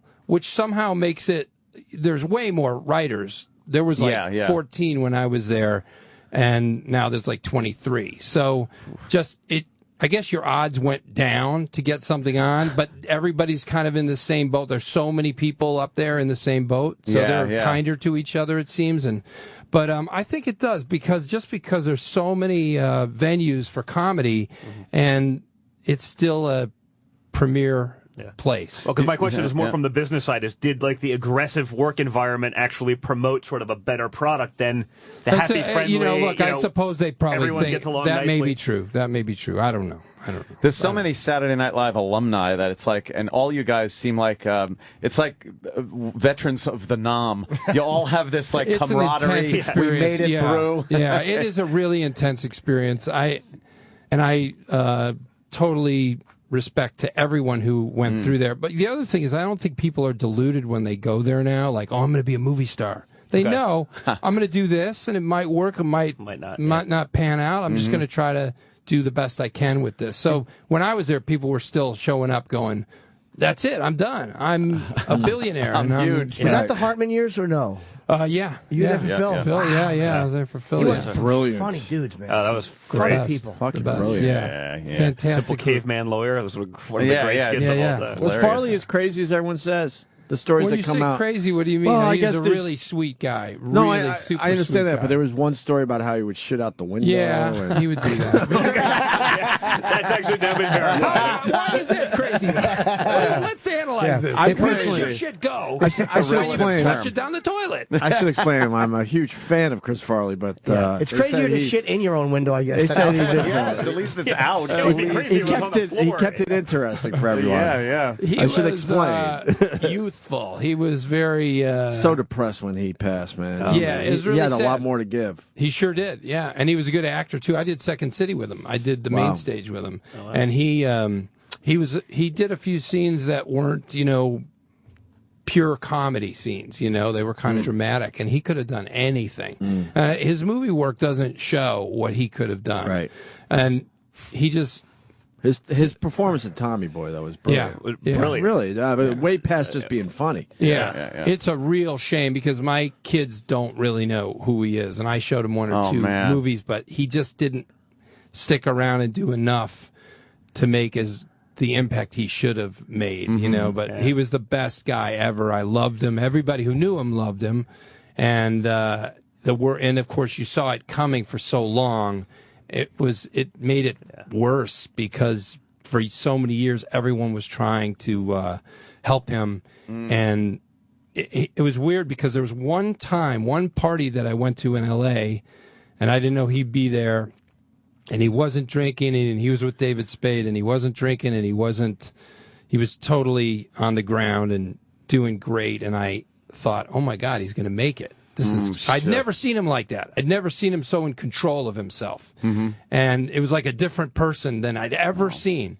So it made me really happy and to feel like he did it. He made it there. I can't believe this. Because before that, you just see Chris sober after, rehab, but very still, kind of being a childish, kind of being immature, going, I promise. Yeah, I'm going to be good. Yeah, but you kind of go like, you're just saying that to me like I'm your dad. I don't want to hear that. I want to believe it, and I did. I believed it. But I think he had a lot of temptation. There's people who have a certain kind of celebrity where when people see them on the street, they're like, dude, let's party. Yeah. And he had that. Yeah. So the temptation around him was insane and never stopped. And just walking down the street, and people are, this is their one chance to have a beer with Farley. I'm not going to pass that up. I know he's supposed to be sober. Come on.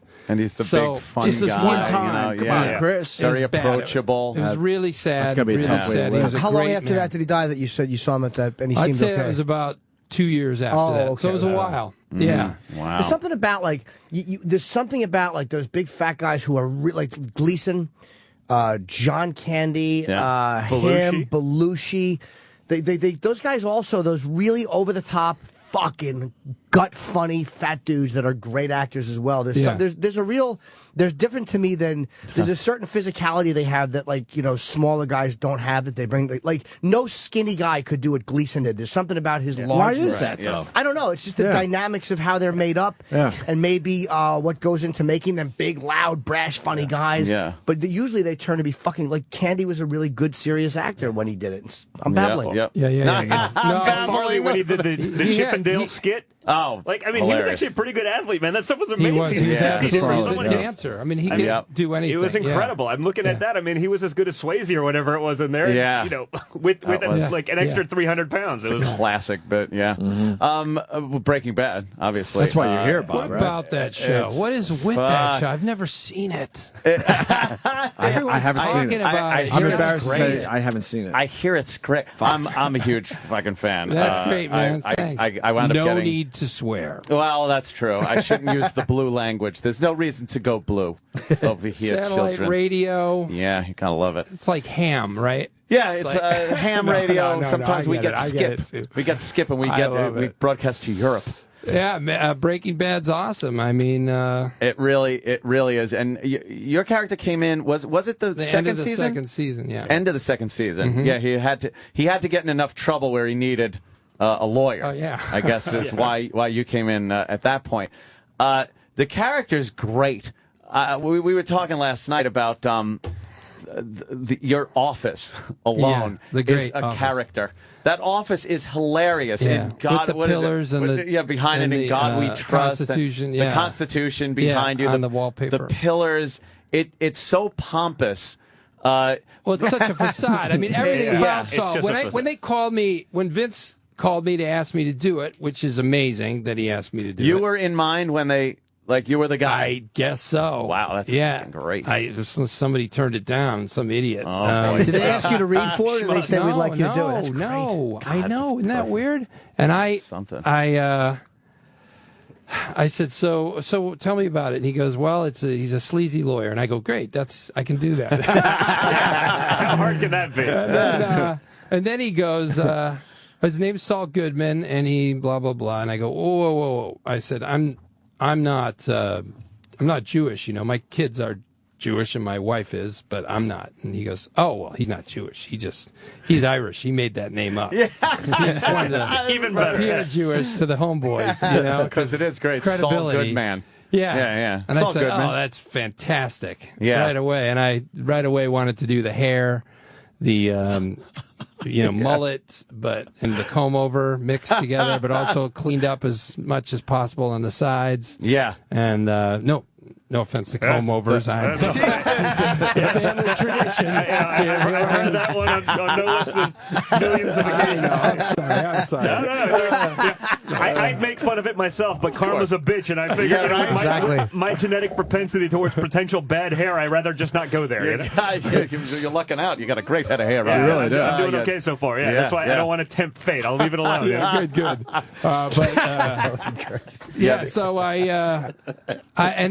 and honestly, Jim, I showed up there.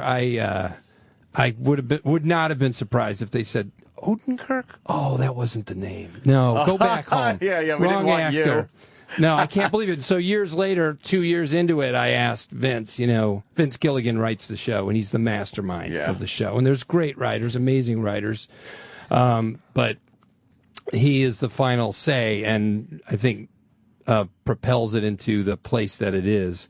And I said, so why'd you hire me? Is it because of the Larry Sanders Show? Because there's some similarities between the characters, Saul and Stevie Grant, the agent I played. Yeah. And he goes, no, Mr. Show. So I don't know. I'm not going to touch it. I've done it for 3 years now, and I love it. Great situation, man. I'm just going to keep going. Was the character supposed to be as prevalent in the show? No, he's. I don't know, because Vince is hard to scrutinize, but he said, initially it was 3 episodes. Wow, really? Yeah. Wow. Like Omar from The Wire was supposed to be on for 6, and it just worked, and he became the star of the show. That's great. People love the character.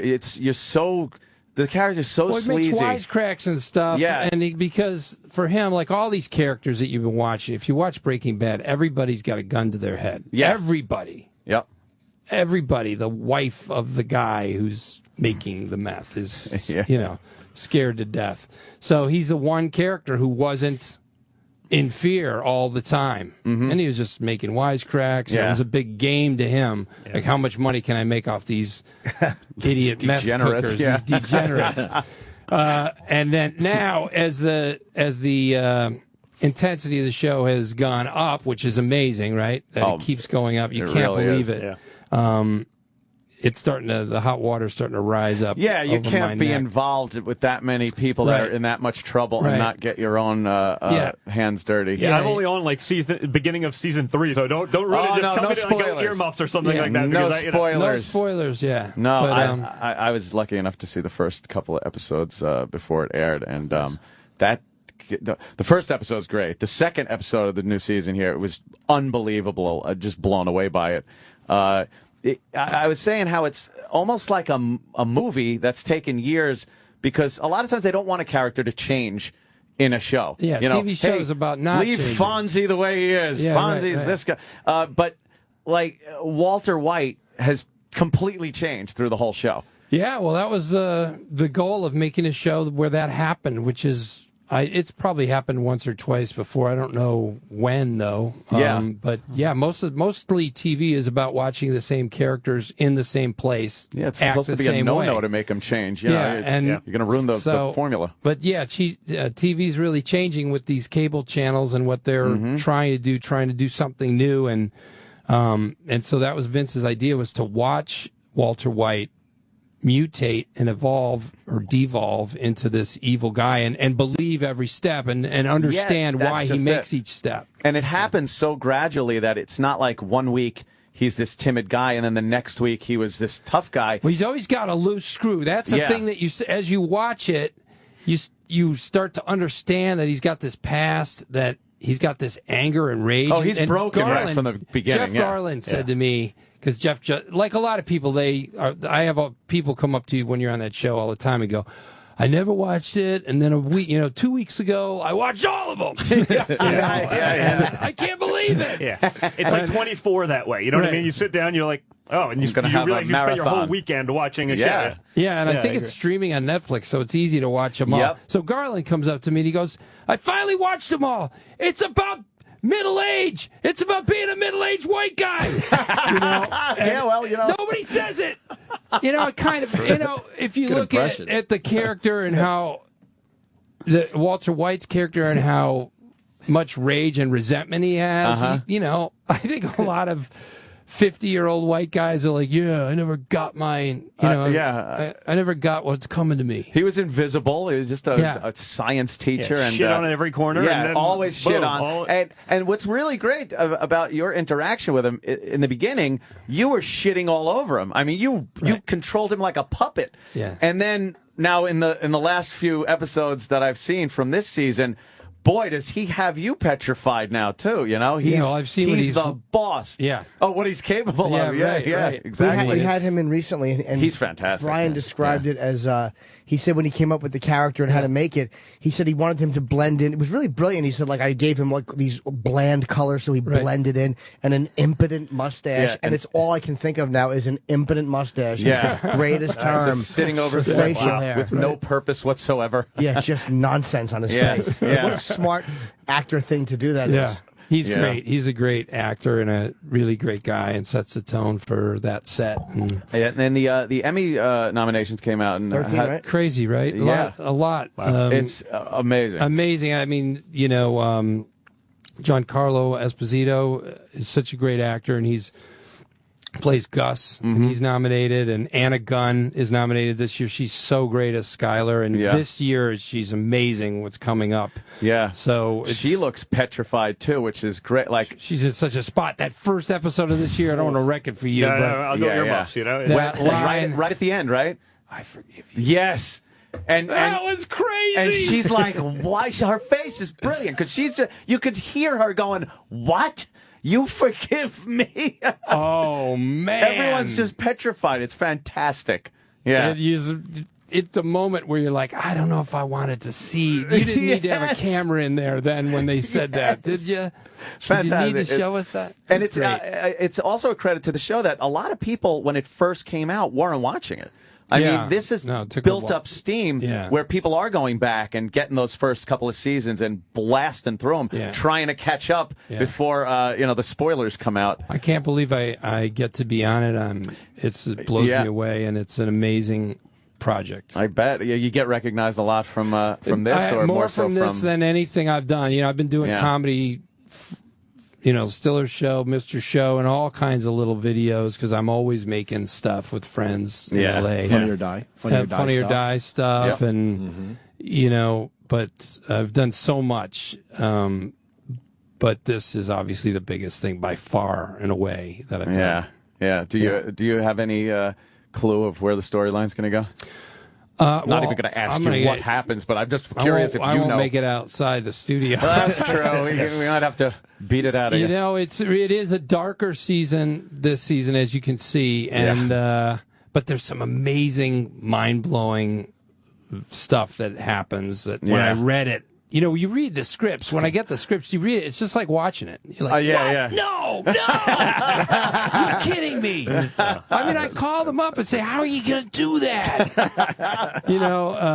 That's got to be fun. It is fun, and then you want to forget it right away because you want to watch it again and sort of see it for the first time. Do you get the whole script? You don't just get your at the sides? end, the last couple episodes of the season, they black it out like a government document. CIA document. Right? Yeah, they do because script almost got out like 2 years ago. I don't know how, but they so they don't want to. They don't trust you guys at all. Ruin it for everyone. Right. I don't want to know what's going to happen, and especially now that the end of the run is kind of looming. I watch these episodes like you want to savor them. They end, and you're like, shit, there's another one gone. Yeah, I definitely say, because I watch it mostly on like an iPad when I travel. I save them all up, and so it's like, man, there's 2 more shows in the season. It's like, do I watch it now and try to grab it all in, or do I wait 2 weeks and just try to get something more out of it and watch something else to break it up? And I totally get people who go, I can't. I have to wait till the end of the season and watch them all. I can't, I can't suffer through the week. I watch them, and when I ever watch anything, I watch it fast because of again, spoilers and the amount on Twitter. Oh, these pricks. Yeah, they'll ruin anything on Twitter. So you got to get it out quick. Whenever I'm doing something like that, having one of these marathons of a show that I haven't caught up on, I never say on the air that I'm watching it. Oh, speaking of which, don't tell me what happens on Big Ange. Oh, damn! No, don't spoil Big Ange. I'll get right now. I'm on season 2 of Laverne and Shirley, and I want to know what happens. She blows the big ragu. Yeah, I hear there's a double dildo coming where the father catches him in the pizzeria, but I don't want to. Don't. I've been watching Classic Sports Network. Don't tell me what happens. Yeah, Ali Frazier's next Super week. Bowl 17. Hey, you had a stand-up background, right? It was. I did stand-up. I'm not a real like you're a real stand-up. I'm not a real stand-up. I just use the stage for getting up there and telling jokes and But you did Second City. I mean, no, but he does it for a living, and I'm not in real estate. Fights. I just build buildings. Jim fights with an audience. See, I don't do that. If they don't like me, I go, well, okay, I got to go. It's okay. You don't have to like me. I probably don't like you. Believe me, if I was a better actor, I wouldn't fight with him either. It's just I have no choice. It's either that or I'm fucking not working at all. Yeah, you got to go with what you got. Yeah. I'd love to be a better actor. You know, that's part of it. You know, is being a real great stand-up like you is that you get up in front of people and you work it with that crowd. You make it work for you. You know, it's hard. It's a tough gig. So you know, I just do it for fun. Yeah. But I did it during the comedy boom when I was starting out because I always loved sketch comedy. That's always what I wanted to do. Mm-hmm. And but you could, if you could write some jokes, you could get up there and make tell some them. money. Remember how crazy that was? I mean, I don't know if Jim, you came kind of 1990. I started, and I got my first paid gig like April of '91. I was on the tail end of the boom when it was kind of bottlenecking a little bit. And Would a you lot bamboozle of for that paying gig? All right, I was Dennis Ross and Jim Florentine. Oh, okay. My first paid gig. Wow, damn. Yeah, 91. Because I do remember when, there were, on any Friday and Saturday night, crazy. There were so many comedy shows on television. Just they couldn't find enough clubs to pop a camera on in front of that brick wall and just it was comic nuts. after in comic. In Chicago, it was like it was like there were 2 clubs, and then 2 years later there were like 12. Yeah, like you know these chains, they would open chains of them. Like Zanies had like 3 locations and. One of those just closed too. The Zanies in they closed Vernon Hills like 2 of them. Yeah, and quantity did not mean quality. No, either. it didn't. Wow. No. And every disco had used to be disco had a comedy night. You could pick up $50 and it's better than waiting tables. That hurt a lot of comics too, though. Like a lot of guys who might have been much funnier start headlining before they were ready because there was so many headliner spots available. And then in 1993, 94, 95. They weren't good at writing material, so they were doing the same shit. Yeah. A lot of those guys have been phased out, and probably would have been better acts if they had been forced to. They had to just fucking work their way through it. Clubs up. Yeah, trying to fill up so many goddamn comedy clubs. It was so crazy. Yeah, it was nuts back then. You can't do it like you can't just. It's not like opening a disco where you just play the top songs and everyone can play them. You need to get these guys to show up and have material. Entertain a crowd. So it was really some lame comedy. I find sketch to be harder because like I've never seen Second City live. Excuse me, but I've gone to UCB and when Amy Poehler went in one night, and what a masterful improver she is. She's fucking brilliant at it. And it's like improv is either really, really horrendous or it's fucking art. Well, you know, if you're going to do it good, the people who do it well, they do it all the time. You know, they get their head into this space. I've seen some great improvisation. I'm not a great improviser. I've done it, but I've seen some great stuff. And UCB guys are the top notch people. Some of the people who do like Ass Cat and stuff, you know, like Besser and Amy Poehler and Matt Walsh. But then you're right. A lot of improv is terrible. But sketch to me, he was writing sketches and then putting them up and I love that. Monty Python and early Saturday Night Live and Second City TV. Those were the things. Oh, you guys were. I'm sorry. Were you guys more improv or sketch? Were you doing improv too? Mostly? I did improv because that's where you do it in the same place where you would do a sketch show. But I was always more for let's go write this and try to make it good. And improvisation to me was a way to get there. But I always was skeptical of improv and still am a little. Yeah. I mean, when they're really good at it, when people do it 2 times a week for 3 years or more, some people do, they get to this place where their head is just, they're making connections. The Groundlings is amazing too in LA. The alumni Groundlings, the guys who've been just doing it for years. And that can be mind blowing because everything ties up and it's funny. And how did you do that? It's hard to grasp. Yeah. But but a lot of improv is just people being clever on stage and being scared, and everyone laughs because they're all worried for you. It's just weird. Yes. Like, so we'll get together and we'll worry. And then if anybody says anything remotely clever, we'll all be thrilled. Very hard. Laughing at the cleverness instead of like maybe sometimes it would deserve a nod, but it gets a laugh. Right. I still find it scary because I just know I would find crutches and just lean on them constantly. I knew it's very difficult to do. Well, stand-up is a scary thing. Chips are great Stand-up example. seems petrifying to me. Stand-up is a scary thing because of the audience, though. I mean, you get some really rough audiences in stand-up. Yeah, but you can attack them. You can't attack the camera guy or the fucking writers when you're bombing in a scene. It's horrible because you're stuck in it. I just got to keep forcing out my dialogue. Yeah. Stand-up, you can go wherever you want to go, and like you can own it. I can say I stink. This crowd blows. I'm terrible. You can acknowledge it. It's much more. It's much easier to me than acting is fucking hard, man. Yeah, it looks hard. You're stuck in a scene and you can't get out of it. How did you feel when you got this part? Is this like your first really dramatic kind of? Even though there's a comedic element to it, is this really your first kind of dramatic role? Yeah, I guess so. Yeah, I mean, did you have any reservations about things. No. The only thing about it is, in comedy, comedy is back and forth. You say two lines and the other person says two lines, and in this, my character is a kind of a motor mouth, and he runs off, and so I have these long monologues, and I wasn't going to memorize it because I was used to comedy scripts, and you get the blue pages, which is the rewrite, like 3 days before you go shoot it, right? And anything long in comedy gets cut down to 2 lines. Right. Yeah, I can't help you today. Here's the door. And so I didn't memorize it because I was like, well, they're going to shorten this. Essentially what my character's saying here is, I can help you. So I'll just say that. No, verbatim, right? Yeah, they changed like a date. They changed like the word Tuesday to Wednesday. And that was it. And everything else you've memorized. So that was kind of strange. It's such long things, but long passages. But then as I studied them, I started to really get the characters, like how his mind works. And so there was something going on in there. And it's new. It's a challenge for me. And I'm really enjoying it, and yes, it's you can tell it different. comes off very well. I mean, I couldn't imagine anybody else doing that part. You've really owned it as an actor, definitely. Well, thanks. Yeah, I'm lucky. Is there anything hard for you? I always ask this to guys who are good actors. Like, what's hard for you to play? Like, is there like one that's like that emotion is hard, or that type of a scene is difficult? I don't think I could cry. So some actors can cry. It's nuts. I did a movie called Melvin Goes to Dinner, and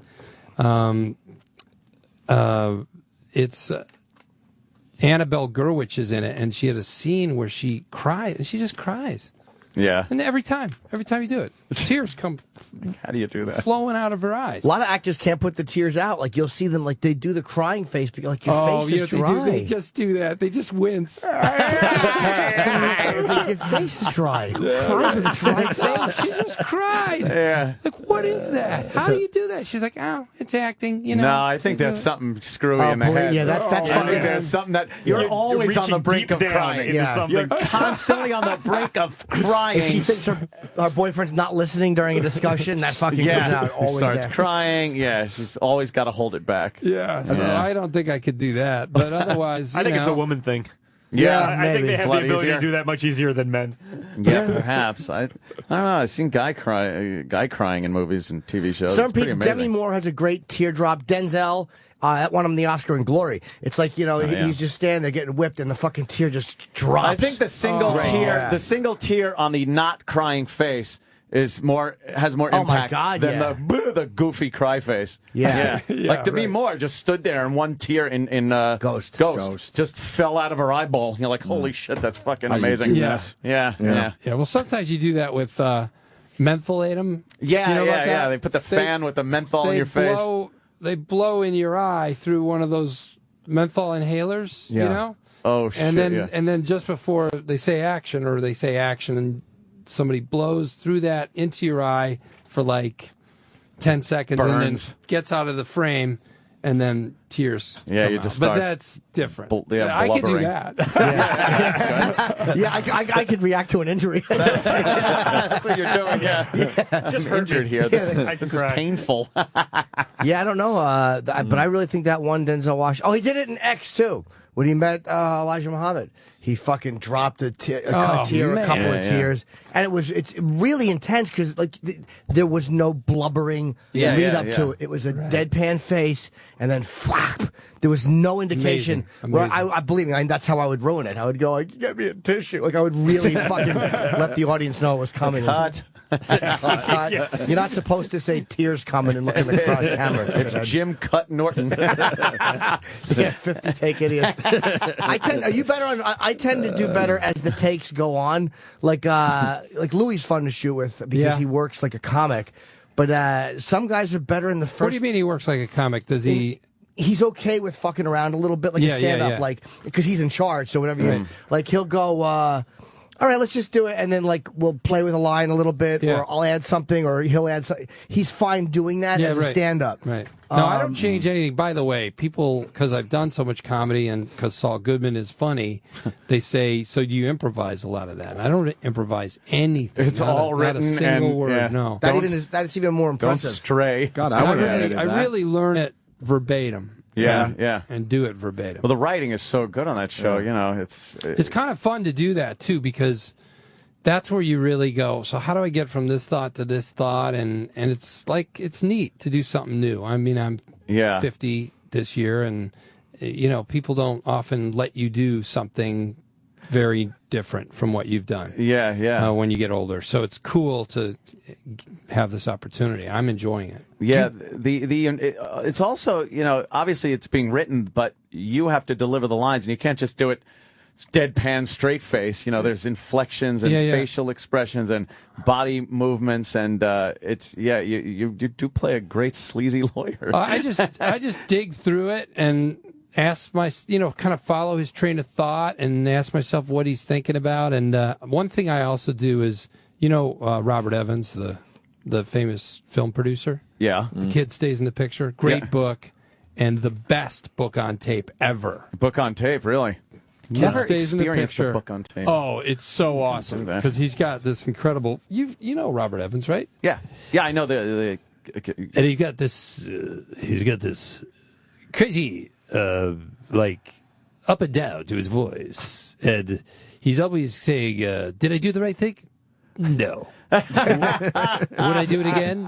In a heartbeat. It's like a sing-song thing, and the pacing changes up, and he's just really fun to listen to. Yeah. So I always do all my lines as him a couple times before I go out there. Oh, wow. Just because he's able to do like a monologue, and you want to hear the whole thing, and he puts like, do I think that's a smart move? Not in a million years. It's just this crazy rhythmy thing, and I think it maybe helps me to be more entertaining in those long texts. I've heard they tell us we have to wrap up. I guess I don't know if you have other press. Well, we got a special we're running. Oh, we do. Yeah, your comical content. Oh, when does that start? Right now, okay. Really, to be honest with you. Hey, do you know Fred Willard at all? I do know Fred. Do you like him more now today than you did yesterday? I know I do. I saw Fred only a few weeks ago. We did a Jeff Garland's movie a few weeks ago, and he was so funny. He's fucking hilarious, man. He's really he didn't jerk off once. Not once that you're aware of. Now, look, so... I got to ask you something. Yeah. First of all, I don't go into porn theaters, and this is old people need to learn how to use the internet, right? Of course. You missed the first half of our discussion where this was definitely covered. But you got to buy him a modem. Shouldn't you be arresting people who are in porn theaters not jerking? What are they doing? Exactly. Those are the creeps. What a creepy Why are person you in there not jerking off? Playing Words with Friends. That is a little bit creepy. I don't know what he was doing, or I don't care. I don't want to know. I can't believe this.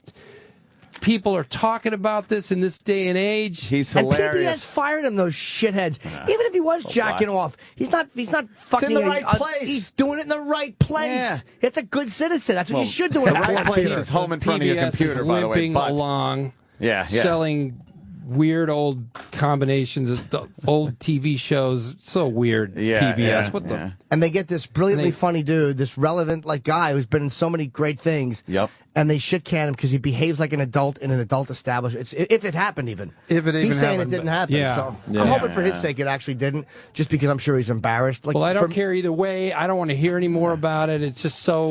You know what I mean? It just shouldn't be reported. It shouldn't happen. Leave people alone. If they want to go in there, I don't care. Yeah, I'm sure, back in the old day, well, it's, the new 24-hour news cycle. It's, I'm sure Clark Gable maybe at some point wanted to spank one out in a movie theater, and they left him alone. Oh, my God. They didn't even news bother today with is a little different, man. There's so much Nowadays, stuff that's irrelevant to real news. You got to fill it up, Fill I up that remember news. one time jerking off in a porn theater on my way home from a gig. I was, this is way back when they existed on Route 130. Yeah. And you'd always have to sit in a corner away from everybody because guys sit together when they want to fuck around. But I would always be off to myself. And I remember just you could kind of see in the upper corner a bunch of guys were lining up in front of some dude who was blowing everybody. And I had to leave. That was the first time I was where poppers were used. So Really? I saw the guys breathing, and I'm like, this is too fucking, even for me, it was too creepy. Too David Like Lynch. a movie, right? Yeah. Because I didn't want to be watched jerking off. Yeah, no, believe me, I'm a hero when I walk into those places. I fucking sachey in, and all eyes are on me. So I left. I'm dishing. Well, how about the fact that at his age, he's just going to town. Yeah, it's good to know. It's good to know. You fantastic. still have those urges. That's fantastic, and he was in the right place for an older guy. I mean, he Leave him obviously, alone. he's got to learn that you can stay home and do that. So now. maybe he lost PBS. Maybe he'll get pick up some some fucking pay-per-view. hard-on medication for old people. Exactly, the Postivac. I love the guy. Yeah, it shouldn't. He's fucking hilarious. It doesn't change a thing. Guy's given us years of great entertainment. Leave him alone. Let him do what he wants. I just wanted to know if you knew him and were familiar with he's the a great man. story. Real Yes, he sweet is. guy. And so are you, Bob. Wow, thanks for coming. Well, I don't thanks know, for having but me, I guys. assume. Thanks Breaking for Bad coming Sunday at 10 p.m. on AMC. Great show. Yeah. I definitely suggest you catch up very quickly and then watch Sunday's episode. And are you Are you active on Twitter? It's Mr. Bob Odenkirk. Yeah, I'm not that active on Odenkirk. Twitter, but I think you have I'll 3 tell tweets, people. sir. Yeah, I know. I don't know what. I'm not going to be involved like you are. A little guy. I'm just going to tell people when I have something on TV or whatever. And just so you know, our gig, Opie and Anthony, we're live in Chicago. The show Friday, August 10th at 115 Bourbon Street. We'll be there in the afternoon. And I'm doing a gig the next night, Saturday the 11th. Myself, Nick DiPaolo, Artie Lang, and Dave Attell at the Horseshoe Casino right outside of Chicago. The Horse's Ass Casino with you guys. That's nice language to end on the weekend. All right, Jimmy. And let's not forget Donald Trump Jr. Thanks for coming in. Glad to be in, guys. Thank you, Thanks for having sir. me again. And I believe up next on this channel is the Comical Con special. Comic Con, obviously. Sure, it'll be fucking ridiculous. No, it's you interviewing a lot of big names. So stay tuned for that. Bob, thank you, bro. Thanks, Bob. Thank you. Sir. We got Anna Gunn walking into the studio. Hi, Anna. Take a seat. Make yourself comfy. We're actually on the air. Do you mind if I eat a little bit? Oh, Eat. Go ahead. You sure? Are you hungry? I'm Are kind of you feeling hungry. peckish? I'm a little hungry. Oh, she's a beautiful woman. I don't want to be eating in front of her. thank You you. know, Look I got at you all in manners. bright orange. I Look wanted great. to, wake you guys up a little. Well, if you that weren't you already did. awake. We're awake. That you did. Thank you. Of course, Skyler. Hello. From Breaking Bad. I mean, I've been fully immersed in the show for since the beginning. And what do you say? Because I got to bring up everybody. Seems to want you dead on the show. Not everybody. All right, not everyone. Only those who, who identify with. Go ahead. I just say it's a tribute to your acting. Thank you. Because, sometimes it's like, oh, boy, she's kind of getting in the way of things. That's what it is. I think it's the people who really identify with Walt, and that's the point of the show. I mean, that's what's brilliant about the show. People really get behind the story of Walt, and and they get behind the idea of a guy who's been really pushed down by life and disappointed and has had to take a lot of things that he didn't want in life. And I think that Vince wrote him so brilliantly and Bryan plays him so brilliantly that people root for him and they cheer for him. And he is both the protagonist and the anti-hero at the same time. Yeah. So it's such a brilliant construct. And then in a way, Skylar is kind of the antagonist because she's the one who stands in the way of him doing whatever he wants to do most of all. Right. And that makes some people kind of pissed off. Yeah, because like the viewers, they see someone like Walter kind of progress through the show from this schleppy kind of guy. Right. And very realistically and gradually, he turned almost out of necessity for every instance of evil that he does. Yeah. It's almost like, well, he wouldn't do that. And then, well, I guess he has to now. Right. Kind of gets caught up in it. I've never seen a character so bad that people root for. I know. So much. And yeah, you get in there, the voice of reason to a point. And people are like, hey, get out of his way. I know. What are you doing? Exactly. It's really bizarre. And we were at first, the writers and Vince and I were like, what is going on? Why are people so upset? Yes. But it really is, I think it's really about that they just want him. They put themselves in him and in his corner so much. And she is the one even more than the villains in the show, like Gus Fring or, or Tuco or any of those really bad guys who for a while were bigger threats than anybody else. She's the consistent one who says, this is not okay. You can't do this. Yeah, yeah. And she's the one who kind of stands there and says there are consequences, there are repercussions.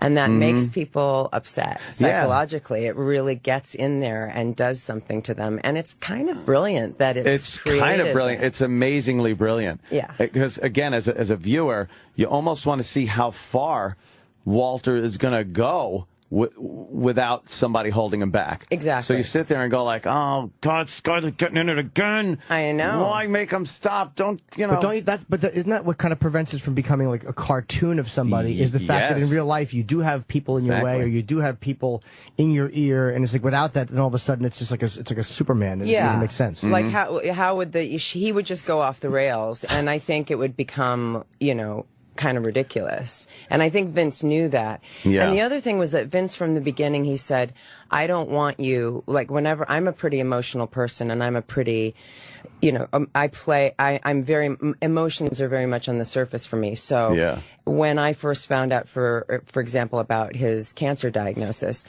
tears jumped to my eyes, and Vince very specifically said, Skylar is not a person where emotions come to her easily. They're deeply buried in her.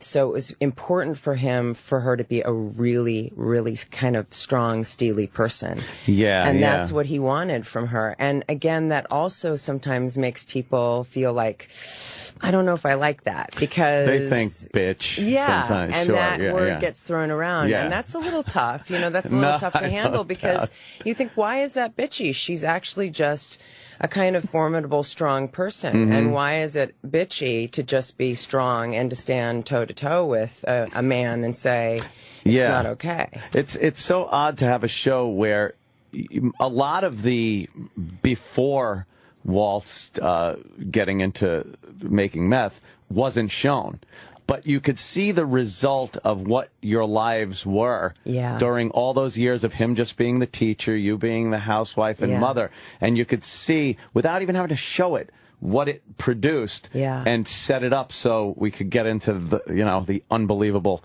craziness of what happened. Did you have a backstory that you had to kind of, here's what your life was? Yeah, I mean, Bryan and I talked a lot about it because there wasn't much there, but we really kind of created this idea of what drew these people together. And certainly we felt a real attraction and a love between them, but we thought the thing that probably was the biggest attraction between them was their intellect. I think Skylar is as smart as Walt, as intellectually smart as he is. She is his equal in that. Right. And so, and it's also both, it's their downfall as human beings, really. I mean, they think they're kind of smarter than everybody else. Than everyone else. Well, you know, so that's why, in a way, as the show goes on, they become almost like the Macbeths in a way, because they think that they can outsmart everybody else. They think they can create these lies and these and to scenarios. a point, they have been.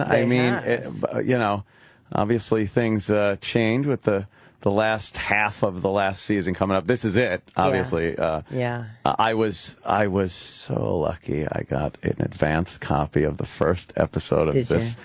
I loved it. Don't worry, no spoilers, people. It was nice of you to put it online, too. Yeah, right.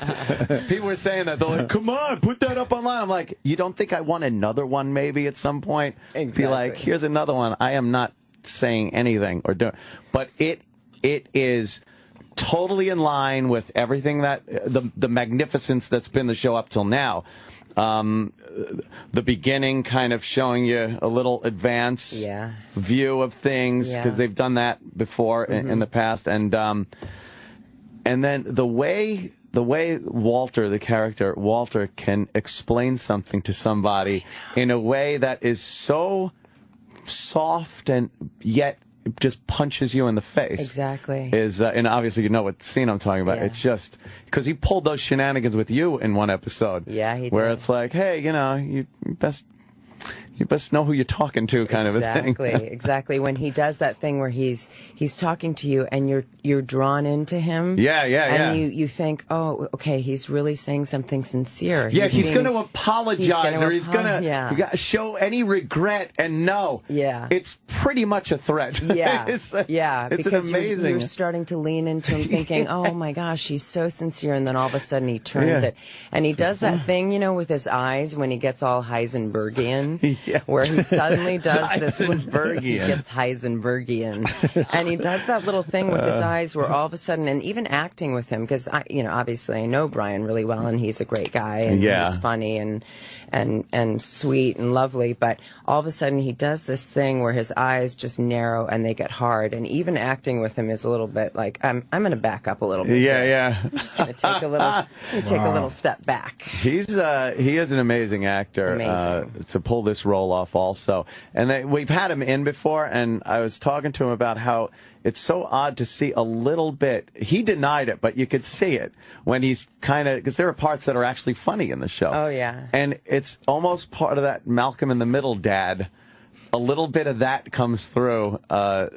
Absolutely. At times. And I think I don't know him, but I would assume he's kind of like that in real life. He is. He's Seems to have very a very funny. good sense of humor. He's got a great sense of humor. And those long, intense scenes that we had to do together, you know, those are pretty rough to keep up for 12 hours a day. So there was a lot of laughing and pranks and I wouldn't doubt it. jokes.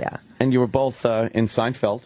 We were both in Seinfeld. We were. We have that. Yeah. Dr. Watley. And, exactly. And you were in the one with the glasses, George's glasses. I was. He had the wrong glasses and insisted that it was Jerry's cousin. That's right. Kissing somebody. And it turned out to be the policewoman kissing her horse. Exactly. Exactly. He kept saying, but my cousin looks like a horse. It was the best. Oh, it was fantastic. I watch the show all the time. So anybody that's on Seinfeld, I'm just like, it's the fantastic. best. How do you feel with the show ending? That's gotta suck. It's really bittersweet. I mean, this we wrapped in late March, and we all had a good cry, but we knew that we were going to have this kind of farewell tour in a way, and so we knew we were going to have all this time to spend together. But now that this is actually coming to an end. We've had some panels. We had a New York Times panel last night, and we all kind of started tearing up and a little bit of crying in public now, because it really is coming to an end, and we know that this time together is truly coming to an end, and that's hard because this has been the luckiest job of all of our careers. We know that, and it's fantastic that you could take. I guess 5 seasons. What it ends up being. And stop it where people want more. Obviously, people want this to continue, but to make that commitment to no, this is what it is It's brave. It's very brave. It's yeah. brave. Because obviously you could milk a show right. until and there's nothing left. They do it all the time. Right. Yeah.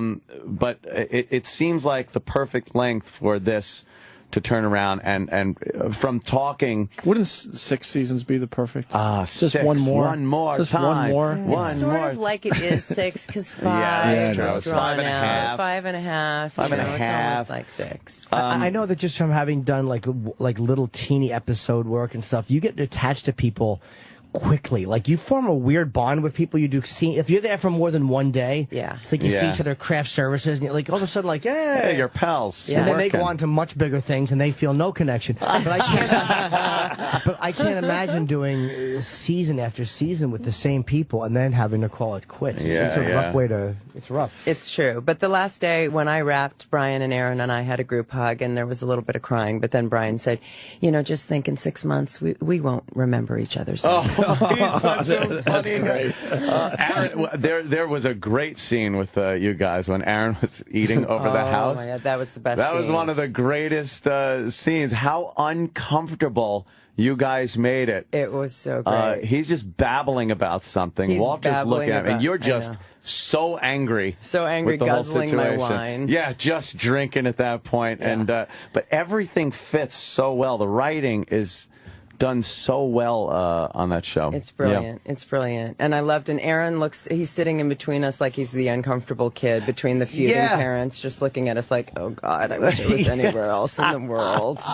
We had to stop ourselves from cracking up the entire time. Yeah. And then he ate so many green beans that at the end of that scene he said, I'm never going to eat a green bean again. Oh, really? A few takes? Yeah, quite a few. Now, have you looked at other scripts and stuff since this ended, or like? Yeah, I'm getting a lot of really interesting scripts. I'm looking at a lot of movie scripts right now, and I went to the Sundance Institute this summer, and I did the Director's Lab, and I did this really interesting role that was kind of like a female Walter White kind of character. Where it's the psychological portrait of the making of a zealot, and but it's the female kind of version of that. So that was really interesting. So hopefully we'll get that made this year. Yeah. So you want to do a movie as opposed to? Would it be hard to do something episodic right now because you're just coming off this? Yeah, I mean, I'm looking at some television stuff as well, but I'm really interested in doing some film, and I'm also a big theater girl, so I'm looking at some theater projects as well. Yeah. It's amazing what can be done off of network television. Yeah. That's why I would assume it's probably hard to be offered something on a network where it's like, I was just able to read dialogue that was so realistic, and to go to episodic network television's got to be rough. Yeah, I mean, this is some of the best writing that any of us have ever encountered. Yeah. And when you come off of writing like this, the bar is so high. Mm-hmm. So it's just so lucky, but then you're kind of spoiled. So you have to choose carefully. So, but it's opened a lot of doors for all of us. So we're in a good place. Now, obviously, you can't tell us anything. I'm going to tell you. Nice. All of a sudden, Vince Gilligan comes in the door and tackles me. You will be quiet. Yes. Would there be any even possibility there could later be a reunion of sorts? I think that's possible for sure. I mean, it depends on Get the blogs on the phone. What happens And in who's still the living. last day. Yeah, Yes, exactly. Who's still standing and all that. Exactly. But there is talk about the Saul Goodman spinoff. So yes, who is another just amazing, great character, amazing, little comic relief in there. Yeah, he's good. And by the way, he was in a Seinfeld episode. He was another Seinfeldian. And if you think I'm bad, our producer Travis, 10 times worse than me. He can quote all of them. My father can quote every Seinfeld episode. So, it's just that. Talk about another just brilliant show for the time and everything. I know. Yeah, but they went more than 5 seasons. You see, you can make it. Oh, yes. 9 seasons. Yeah, they did. They did. Well, I guess with a comedy, it's a little bit easier than with an actual drama with a real story. Yeah, you just keep going. You don't have to worry. I thought the scene, the episode where Jerry becomes a meth dealer was great. It was. Maybe all of you would be could interesting. Maybe you guys could all do something together as a cast, but just a totally different story. Oh my! Could you imagine? You know what? Somebody said that at the New York Times thing. They said, seeing you all sitting up there, it's a shame to see you, Like maybe you're a hat distributor, and Brian owns a hat store, and you guys work on trying to get the hats for certain prices. That's terrible. That's a great idea. Fantastic. What a waste of resources. I've always wanted to be a hat. A dramatic / comedic / endearing piece about hats and what goes on behind the scenes. Gilligan on the phone. The one thing that has been going around the internet, which was kind of funny, is the fact that they say Walter goes into witness protection program and it becomes Malcolm in the Middle. Everybody thinks that. Everybody. And who's to say that doesn't happen? And who's to say that isn't what? Well, I like I said, I saw that first episode, and if that's any indication on the rest of this, I mean, I just sat there when the credits came on. I yelled out, "No!" I know. No! I know. More! Exactly. It's gonna be sort of agony every week for the audience to wait to the next for the next week's. And now I episode. get the good thing that I saw the episode, but now I got to wait 2 episodes to see. You got to wait 2 weeks, but right? I'll watch that first one again. Yeah, that was and I popped the disc in, and I'm like, all right, I'm ready to watch this, and it comes on, and I'm seeing the scene, I'm like, all right, I got to watch the last one again. So I had to pull it out because they screw with you. Yeah. Yes, So I had to watch the last season's last episode, and they're going because they always start off these shows with something that you don't think makes any sense. Exactly. You're looking at a flower. You're looking at that. And this one, you're just seeing skateboards. Right. Skateboards. And you're like, all right, why am I seeing this? Did I miss something? Yeah. And it all makes sense. And it's fantastic. It's great. And it launches, I mean, it's like they don't ease you into this since you've seen that first one. Oh. They shoot you off like a rocket. Right away, you're like, what is going? And that scene where she drops the grocery. I'm like, that's great. You're loving that you have inside info. Oh, it's the best. You're loving it. I love it. Are you feeling resentful right now? Yes, but for many other reasons. Where do we begin, Anna? You got 2 hours? Great. When does this premiere now? It premieres August 11th. August 11th. Yes. Sunday, 9 AMC. That's of right. Of course, Skylar, Anna Gunn. Thanks so much for coming in. Thank you. You're a doll and a love. Thank you. Thanks so much. I think we're done Jimmy? for You today. got something to plug? See you guys tomorrow. That's it, huh? Thanks again, Anna. Thank you. I want to say hi to Betsy Brandt. Welcome to the Opie and Anthony. Where's she? Oh, bring her in. From Breaking Bad, right? Of course. Is that the bubble wrap girl? She has bubble wrap. Bring in your bubble wrap. You got bubble wrap. Why is she carrying around bubble wrap? Betsy. What's going on? Sure. Do you like bubble wrap? Well, yes, and then I'd pop it. Well, Yeah, good. Let's pop some bubble wrap. Let's do this. What's wrong with you? Let's share. Let's do this. I like to here. Let's see. Oh, you like to sit on it. Let's see. You're too light. That means you're light. The chair is too soft. But if I sat on a hard table, which I was doing earlier, and then I'm like, oh, my back.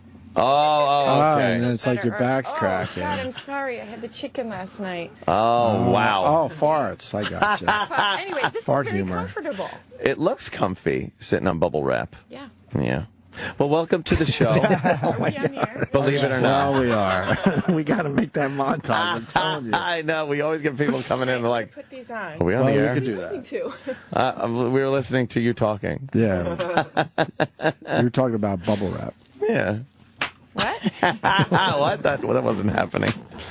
There it is. Yeah, sorry, why is my that back. such a good thing? I don't know. I don't know why. It's the thing that people love to pop bubble wrap. And this is pink, Yes. which is very fancy. Ladylike. Yes. Mm-hmm. Yes. Just a fun I sound. am nothing if not a lady. Well, I make fart sounds with the bubble wrap. Yeah. And go, oh, I'm sorry, guys, but it just feels so much better.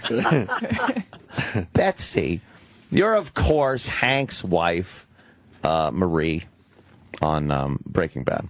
Yes. I am completely involved completely involved in the show. I am not I'm not one of these, I watched an episode because I knew you were coming in. I've been watching. I have heard that you guys are fans. Huge. I love that. It's more fun to talk about it. It really you're is. On the inside. Yes. And I got the advance copy of the first episode. Did you see it? I saw it for the first time last night. Did you? Yeah. It's so good, right? Yeah. It's like these last spoilers, 8 episodes are just so amazing. So amazing. And it's just this culmination of everything that's been happening, and it's not going to end well. I know it can't be this happy, fun little ending with the way this is going. I don't know what it is. You probably do, but I don't know how it's going to end, but it can't be good. Isn't it right? I feel Pop 2 bubbles if he's right. Give us 2 pops for a yes, 1 for a no. There it is. That's 3. That means everybody dies in a fire. Oh, my God. I guess Anna, in an interview, someone said that Anna said that, the show doesn't end prettily.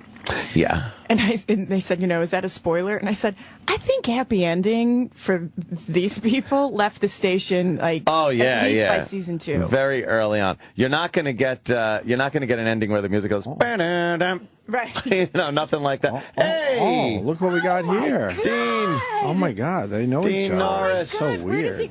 Where does he go? Come here. Dean, take a seat right there. That's look. Oh, the happy couple. The happy couple. Now the bubbles are popping. Oh, they are popping. Dean Norris is in studio. He's sitting on Betsy's lap. You look so handsome. Look at Doesn't he him. look great? Yeah. How handsome he is. Yeah, sitting on Betsy's lap. Oh, yeah. Is the party over already? Is it over? Is the party over? No. No party's going. Oh, good, you good, just got here, honey. Now it can begin. It's so odd to see you guys are goddamn TV show couple, and there you are. It's like watching Lucy and Ricky. It's amazing. He never stops working. Look at him. He's never stopped working. He's landing the space shuttle right there. Yeah. Of course, Hank. Yes, sir. From Breaking Bad. I was just saying, I saw the advance copy. I've been fully involved in the show over the entire course of it, and then I finally saw the first episode of the new season without any spoilers or anything. I got to tell you, wow! I was sitting there just not wanting that screen to go dark and have the credits come up, because now I got to wait. And the closing scene of that is it's brutal. It's subtle brutality. Yeah. Because, Walter gives that a threat. It's a threat. Yeah. I'll say that much. But it's done in that inimitable, quiet style. Yeah. I know. Yeah. And as Hank's wife, what role are you going to play in this? I mean, things are going down. We know from last season, of course, Hank took that dump and picked up that book that pretty much revealed what was going on. And now, what do you mean, what role am I going to... You talk about his dump, and then you ask me what role I'm going to play. Well, she changed my bedpan in season 4, but... He comes out of the bathroom, and then Marie comes out. She's washing her hands. You go through this series with... you're very naive. What do you mean? I don't know. You're not really willing to accept that something bad's going on. Oh, well, is it that she's not... You just popped my bubble. That's right, baby. You just popped my bubble. Been popping your bubble for 6 years. I know. It's working. It's not that she's naive. She just doesn't know. Yeah, but like you got it. Look at Walt. Yeah. What sister-in-law would be like, you know what I think? I think Walt's a drug kingpin. Look at him in his ugly-ass shoes and that sick green car. He's clearly... Okay, good point. But you'd think being married to... to paranoid person. A DEA guy, maybe something would rub off, or you'd get a little info, or you stay out of his work. Except when you were getting his rocks. I don't think Marie stays out of anything. Getting my rocks? What? Rocks off? Getting his rocks off. My rocks. It's minerals, motherfucker. No, you can say that here. You say motherfucker? Motherfucker. Yeah, fuck you. It's fucking rocks. Fucking minerals. They were minerals, right. Your rocks are here. They're fucking minerals. God damn, Do you it's know so how good many to not be times- on TV and Do you you can know say how many- fuck. I know. All I do, like for the last 2 weeks, is not say fuck and not say the ending of Breaking Bad. Right. Those are the two things you're not allowed to do. Are we not supposed to say the ending? Oh, Did you already- man. Oh, you can. Would You're that cool. be No, you're my great? wife. You can say whatever the fuck you Please want. say the ending. Shit. I want to know it, No but one wants then to know don't it. want to know No. it. No. I want wanna to know see it. it. I know. I want to see it happen. You don't want to know it. No. Do you know it? No. Sometimes Of you course guys don't know know it. it. Oh, yeah, we know. Oh, yeah, it. no, we No. know. No. All right. Sometimes you guys come in here from a series and you don't know for No. sure. What are they on? What are they, meth? They know. It's this is it. This is the end, and this it has to be a little emotional, right? Oh, man, seriously. Yeah. Especially this week. Sorry. What? Yeah. You I have know. something? Could you didn't ask get me for a coffee, anything. Dean? Could you order me a coffee? Dean got one. Straight up. Huh? That's straight up. That's how I do my I'm liquor, good, baby. I'm good. Yeah. I'm good. You sure you're good? Yeah, I had a cup of coffee this morning. Oh, you did? Some chocolate with my real husband. Oh, damn. I didn't say that to be mean, but it You sounded got- mean, and I didn't mean it. That's You really know I'm mean. married in real life. Oh, off man. the show. You know that, right? This is ruining everything. I'm so ruining sorry. everything. I feel Yeah. like I need to tell you. I'm so sorry. It's a little late, isn't it? Hey, but I'm always thinking. But I'm always thinking about you, baby. You're who I really love. When you play a couple, is there any real attraction there? It's got to be difficult to not feel something if you're playing a married couple. I feel absolutely nothing. Not me. I feel it all. It's a job. They go, cut, I run. I feel it all. No, I miss you so much. In all seriousness, I miss you so much. it was such an amazing thing to have Betsy Brandt play my wife. More than I can tell you. She just added so much. Her inner humanity comes out in the role, and it's such a great thing, because I think it was such a big part of Hank's his own morality. It stemmed. If he wasn't married, he would have broke bad a long time ago. I feel, and I feel like having Betsy play Marie just. It'll always be just an amazing part of, for me, a memory of the show, because she brought all that to it, and it was oh man, just You're awesome. making me cry Oh again. shush. Really, you are. You're gonna make me cry. It does seem like the only real true loyalty you have is to the family, to your family. Yeah. And that pretty much holds you from probably, going the way of Walter. Going really bad, and he kind of would just think back. At least I did, as a character, would always, in the kind of crucial moments, and there are some more crucial moments coming up. Oh, damn it. Would always just think back to my wife, and go, all right, that's why I got to be strong, and that's why I got to be the good guy, and go from there. I love that's these true. two. I love being a part of this couple. Yeah. And to do that with you, Yeah. But even from the beginning, I love that they would do anything for each other. Yeah. And in this show where people are just horrible to each other, and they decapitate this guy and stick his head on a turtle, and we have this beautiful relationship. Yin yang, I think that's what they call it. In the middle of all that turmoil. I always loved that. And I trouble, always loved trouble. I always refer back to a scene where Hank is basically leaving the DEA, and he gets this elevator, and you never see him make a phone call or anything, but somehow his wife just knows that it's a bad day, and she shows up. I'm sorry. When And she talk shows about up, that, and I remember that, on that day, on like a second. And remember, I said, just don't look at me until we do the take. It was the only time I said some crazy method acting like that. But I did, because it was such an emotional moment, and I just couldn't. But as soon as I looked at her, it was just tears. Just because. It was like the worst day, and he's like, "Fuck!" And then the elevator opens, and it's his wife. Yeah. Wow, that is. And it didn't. You know how hard it was for me in that moment not to cry? And I remember asking Frida, who did our makeup at the time, I said, "Did we get it? Did we get it? Did they tell you we got it?" And they said yes. And then I just sobbed. Which I did a lot on the show, because Marie doesn't go and cry. And also, I think in that moment she just wouldn't. She's like, "No, this is all about you, baby." Oh yeah. It's not about me. It's not about me crying, and it's about me being there for you. Yeah, I know. Awesome. Wow, that's getting really deep into your character when you're on set like that. Oh my God. It was so fun. It was fun. I'm gonna miss it. When did you wrap? How long ago? End of March, beginning of April. I honestly don't even know. I feel like I'm in this weird man. time zone that I really don't even know. But that sounds right. What he says sounds right. So you've been doing press and stuff, and then I guess that's kind of wow. And then you're done. It's crazy. It's kind of hitting me now this week. Like when we wrapped, I had to go to another job, and so did you.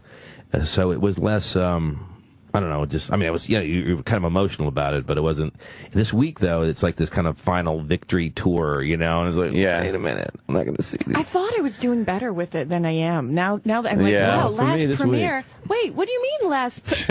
Yeah. That's not coming back. Yeah, we can fake it though. We can just make up. I asked him. We'll him. just show it again. I told AMC last night. I said, if you bankroll it, I'll shoot 3 more. That's it. We'll show up and do the work. I'll Just do it. 3 more. I'll do it. I I'll do know. it for free. Who wouldn't? Who wouldn't? That's what I said. As long as they bankroll it, and I think we'll show up. A kind of a goofy spin-off where you're almost like the new Ropers. That way, you go from that. I get to wear a caftan. Yes. I'm in. I love that. I love that. Oh, I'm sorry. You're already on another sitcom. My bad. Ah, that's right. I'm sorry, you're stuck in a bubble. That's a dumb motherfucker. What is that? How do you do that? Oh man. How do you do that? It's a Like when you badass touch dome. it and it gets all weird. Steven Spielberg, man. Oh, you making fun of Steven Spielberg? Is that what you're doing? You want to make fun of Steven Spielberg and his TV show? Yep. How about Stephen King? You want to make fun of him too? No, Okay. no, I'm not making fun of anybody, Dean. I'm just asking about the special effects. I can't watch that show at night. Really? Really, for real, I can't. I told my husband, I'm like, we cannot watch it before we go to bed. Too creepy? I can't. It just freaks me out. It freaks me out to like be trapped in there. It's crazy. Yeah, they're all under there, so it's kind of nice. Oh, I just got a pit feeling in my stomach. A little stomach. microcosm of humanity under the dome. I'm there. But you're stuck. You're all stuck. What you gonna do with all that gonna fuel? Do? What you gonna do? Stay tuned. Jim, what you gonna do? And Betsy, you're working with Michael J. Fox. Yes. That's got to be pretty damn cool. It's great. And now it's no Dean Norris. Easy. He's no Dean Norris. Okay, thank you. But Temper that. But he's pretty great. Watch it. Yeah. I know. I swear. Do you just Again, feel compelled? Domestic violence is like this close. Do you feel compelled to just ask Michael J. Fox Back to the Future questions? Oh, no, I but would just ask him that all the time. But how many DeLoreans were in that one scene? If you think about it, you'd just be like, shut up. No, I don't. But I do feel compelled to go, sha-la-la-la. All right. Well, from Family Ties, the theme song, yes. Sha-la-la-la. I hope you can get the rights to that. Otherwise, this whole time that is pretty good that you two go from Breaking Bad to other hit shows. Very hit show. Yeah. I mean, come on. Not too shabby. Yeah. Not but too you're going to have shabby. to watch your language, though. I didn't know. Yeah. Yeah, that's another thing. You're good at that. Yeah, I'm pretty. You can't turn to Michael J. Fox and go, "What the fuck are you doing?" Like, oh man. That is usually how I talk to people. I think you confused me with my friend Dean Norris.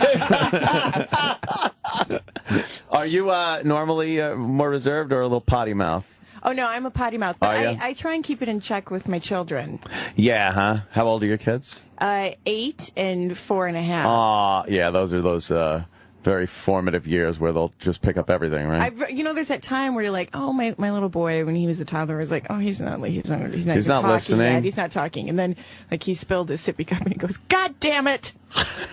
And I told my husband, I said, it's not like he's trying to say fork and he says fuck, which we think is hilarious. Instead of sit, he says shit. Also really funny. There's plenty of videos out there, cursing. Yeah.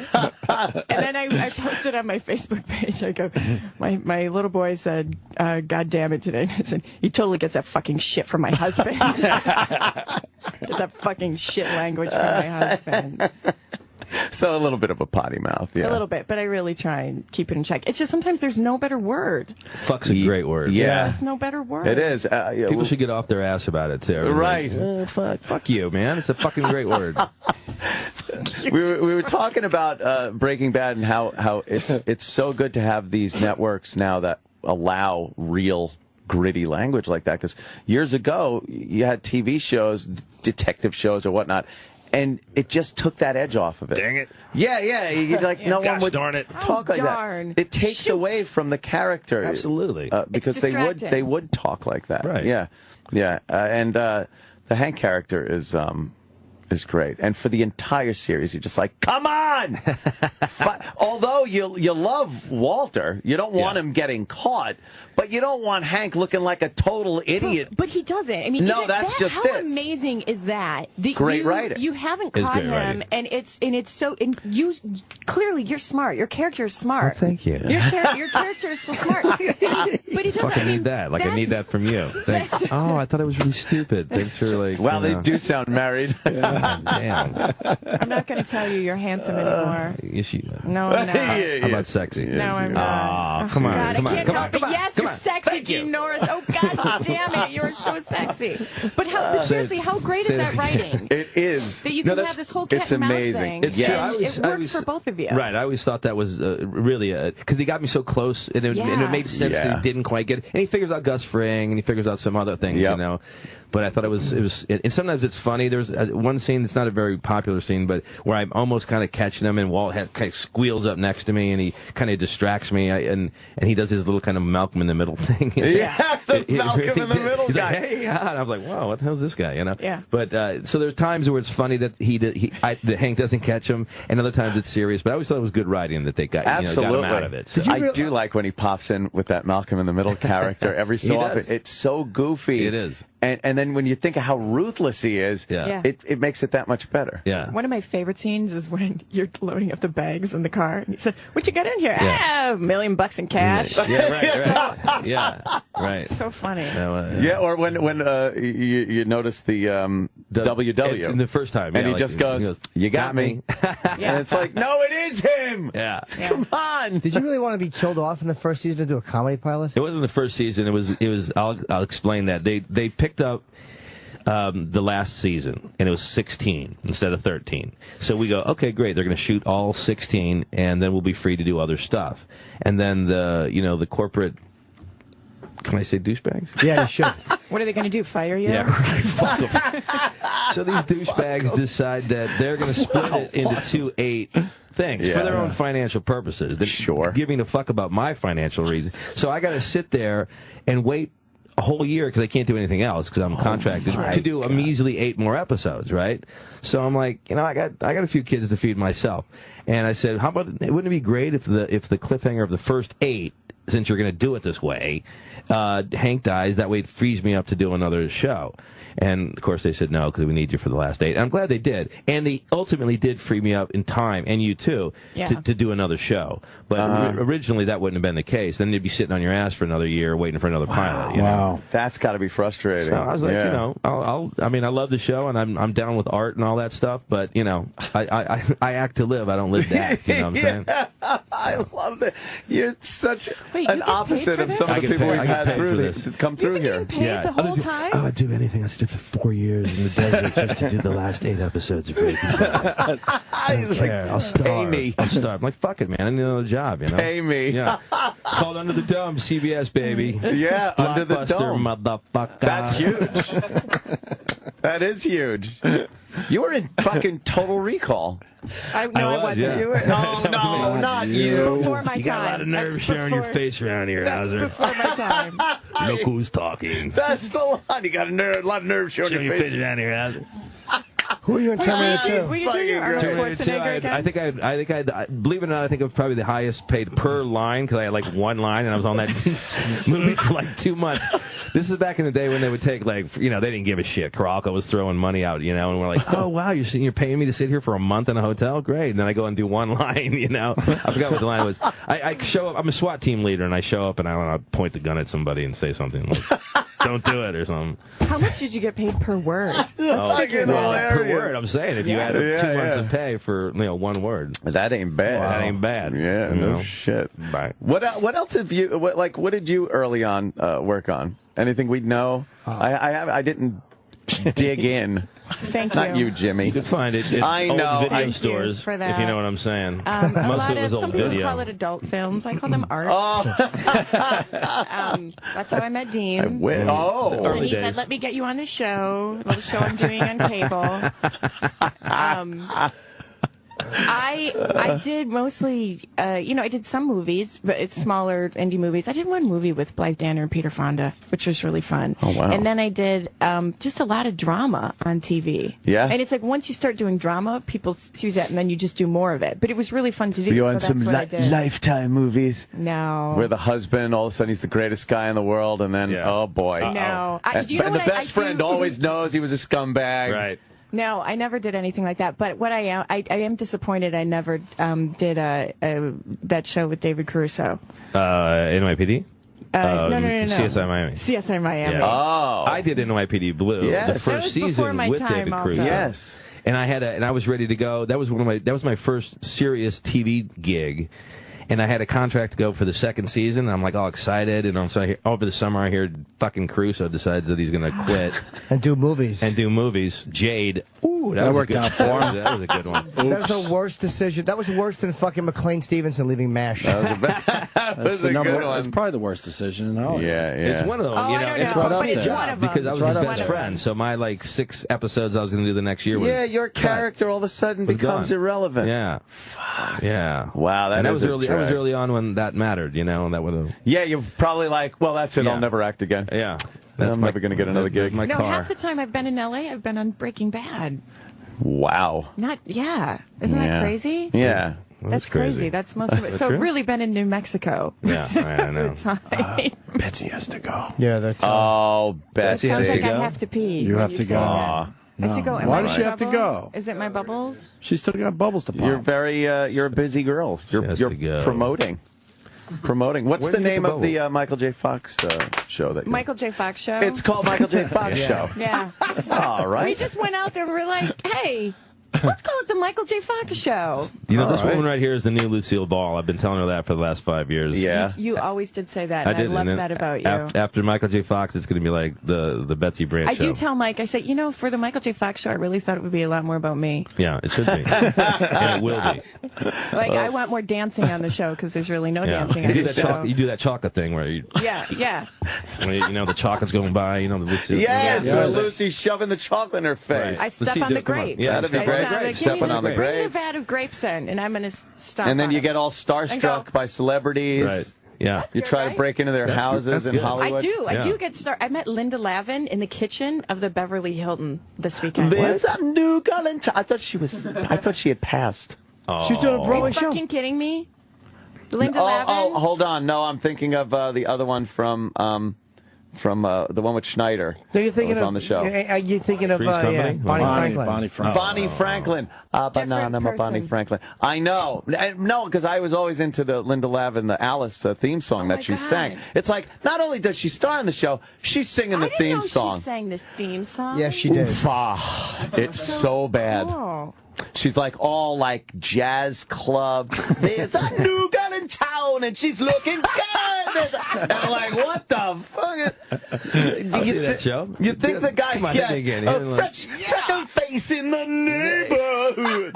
And it's like, you think they would be like, maybe we should get someone else to sing this. Do you think I could sing the Under the Dome? Yes. Oh You my can. God, that was Could good. you make that happen? Oh, I can make that happen. I can make that happen. There's a new dome in town.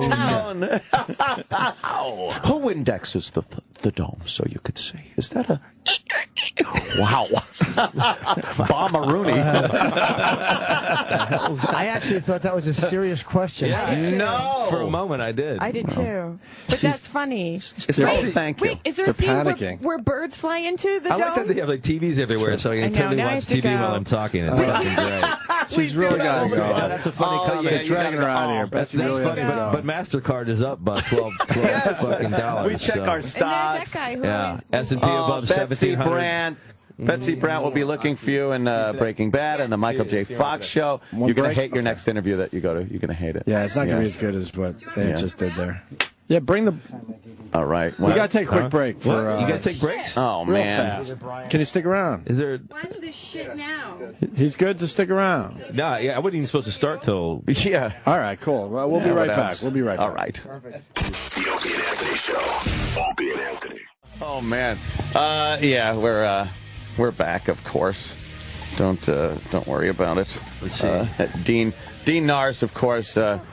Hank from Breaking Bad in here. We we were talking. They would have been complete spoilers if we said it on the air. So, so you weren't recording any of that, right? Nothing. Oh, wait, he gave away stuff? Well, from the first episode that's coming up. When does it air? August 11th. 11th. Yeah. Wow. And that's going to be one of the most watched shows, I think, ever. It's going to be crazy. Huge. Yeah, it's going to be crazy. Everyone I've talked to is just like, oh, man, Breaking Bad, I got to see you. I've got to wait. Nothing's worse than when they cut those seasons in half and you're like, all right, here's 11 months. Sit on it. Have fun, kids. Yeah, You exactly. pricks. Yeah. So, and I watched the first episode, and people were just livid with me. Yeah. You fucking asshole. And then, of course, why don't you put that up on Pirate Bay? So I'm like, right. I'm like, Okay, and I'll never get one again, so blow me. But there are moments, because I saw it for the first time last night, and there are moments. It's great watching it with a big crowd, and there are literally moments in that show where people go, yeah, right, and yeah, you hear like the reactions from people are amazingly visceral. And at the very beginning of it, and not giving anything away, but the way they just start the show, and you're like, what the fuck is this? Yeah, that was all. It's a great teaser. It really is a great teaser. Yeah. And, again, not spoiling anything, but the neighbor. Awesome. And then they come back to that line. Yes. Yeah. It's fantastic. There's a lot of inside talk here. Oh, well, you know what? It's very vague. I think they'll have to watch.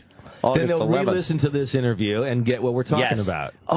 He was talking about. I know what I want to ask. That scene. What did you? You went to Harvard. What did you go to Harvard for? Because I got in. Let me rephrase that. Yes. Not why did you go to Harvard, but like what was your measure? It's called a concentration in Harvard. Hate to be that guy, but it was called social studies. It was like economics, history, philosophy, and politics, all kind of wrapped into one. And it was great. And you did well? I did, yeah. I was an honors. I was an honor guy. Yeah. Jesus. Yeah. So you went. Why did you? Not the why did you do acting, but did your family go like you probably shouldn't be acting if you graduated with honors from Harvard? You know, all seriousness, I was the first guy to go to college at all from my family. Both my parents didn't go to college, and we came from kind of a lower middle class to lower middle class. So. One would think I had the pressure to go into investment banking or be an attorney or something like that. But my parents were cool as all get out, and they were happier in a way that I went in to do something that I wanted to do.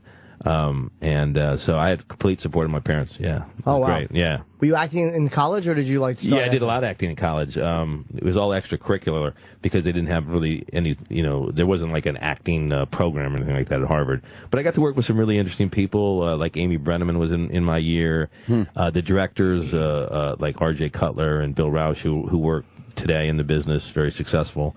And I learned the craft. I would do maybe 3 semesters, so 6 a year in terms of plays there, and then learned a lot. The American Repertory Theater was there, and got to work with them a little bit as well.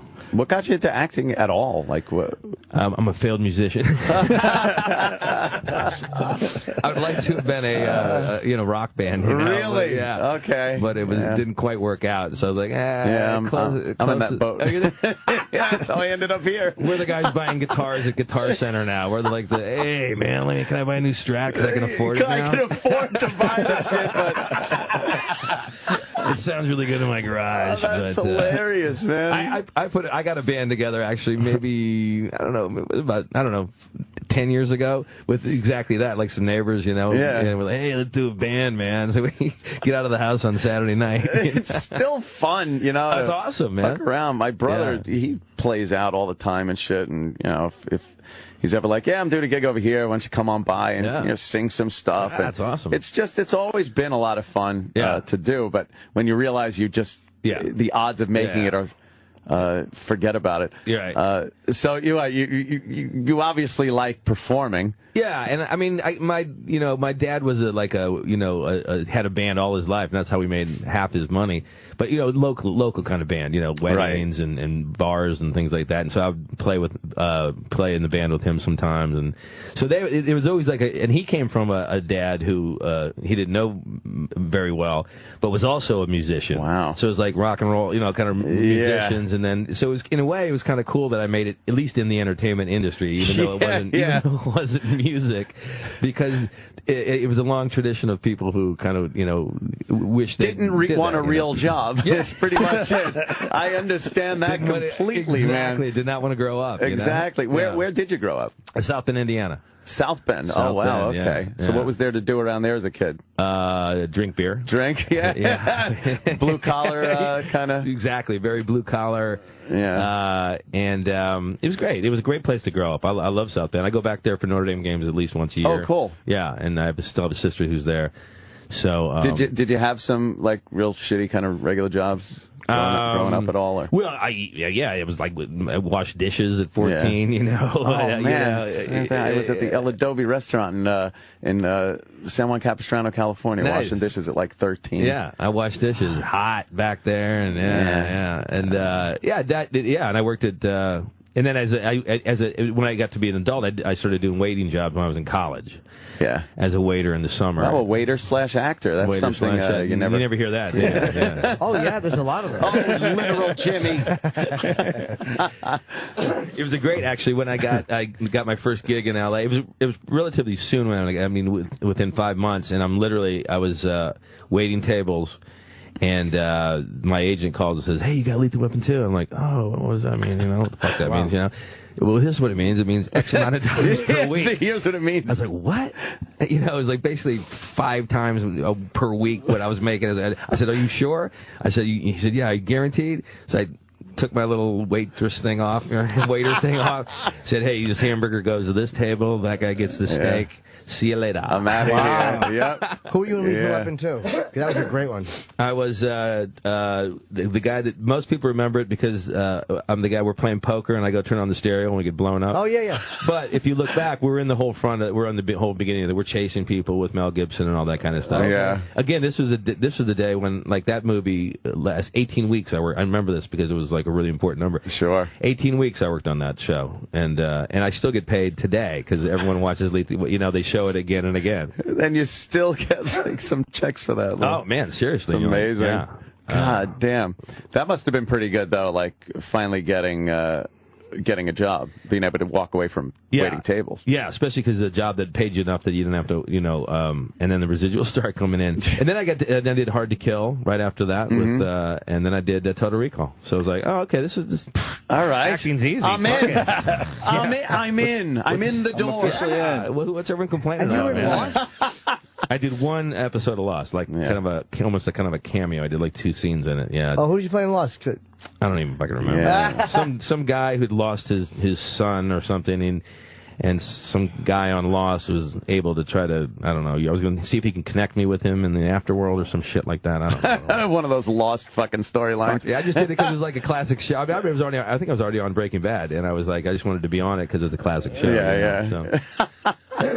Actually, the director was a guy named Jack Bender, who is the executive producer and director on Under the Dome now. Oh, okay. Yeah. Oh, really? In fact, these are his. I'm wearing his shoes right now. Why? What the fuck? Yeah. You see those shoes? Yeah, I see there's paint on them. Painted because he's a painter, and like so he'd always wear them. He's a real legit painter, right? So he'd always wear them, and he has like a kind of a like scarves and shit. I'm like, fuck that shit, man. So we got drunk one night. And I literally fucking took him like this, and I ripped his shoes off. And I have them to this day. And you wear them. I wear them, yeah. I took his shoes right off his feet. It's amazing they fit. I can't go to a sneaker store and buy fucking comfortable shoes. Yeah, it was kind of amazing. I would have worn them anyway if they didn't fit, but they happened to fit, and he kind of struggled, kind of drunkenly went home like barefoot. I gave him my shoes. Did you get to meet Stephen King at all? And, talk to him? Man, how's that? Yeah, that's awesome, man. Yeah. What a great guy he is, and he's a really, really down to earth and funny, and a really good guy. Yeah. He goes Under the Dome. That's his based on baby. his book. Yeah. Although we're deviating from his book, but he's cool about that, and he's down with that. So. I started the book, but I didn't finish. Like it was great when I got through. I'm just such a bad reader now, but it was fucking excellent when I was. Because you're trying to read like 3-4 books at a clip, and I get none done, and then I just surf pornography. Every time I try to stop jerking off, I'm like, I'm going to start fucking reading. Keep your hands above the table. Right? Yeah, right. These computers don't work today. Are you?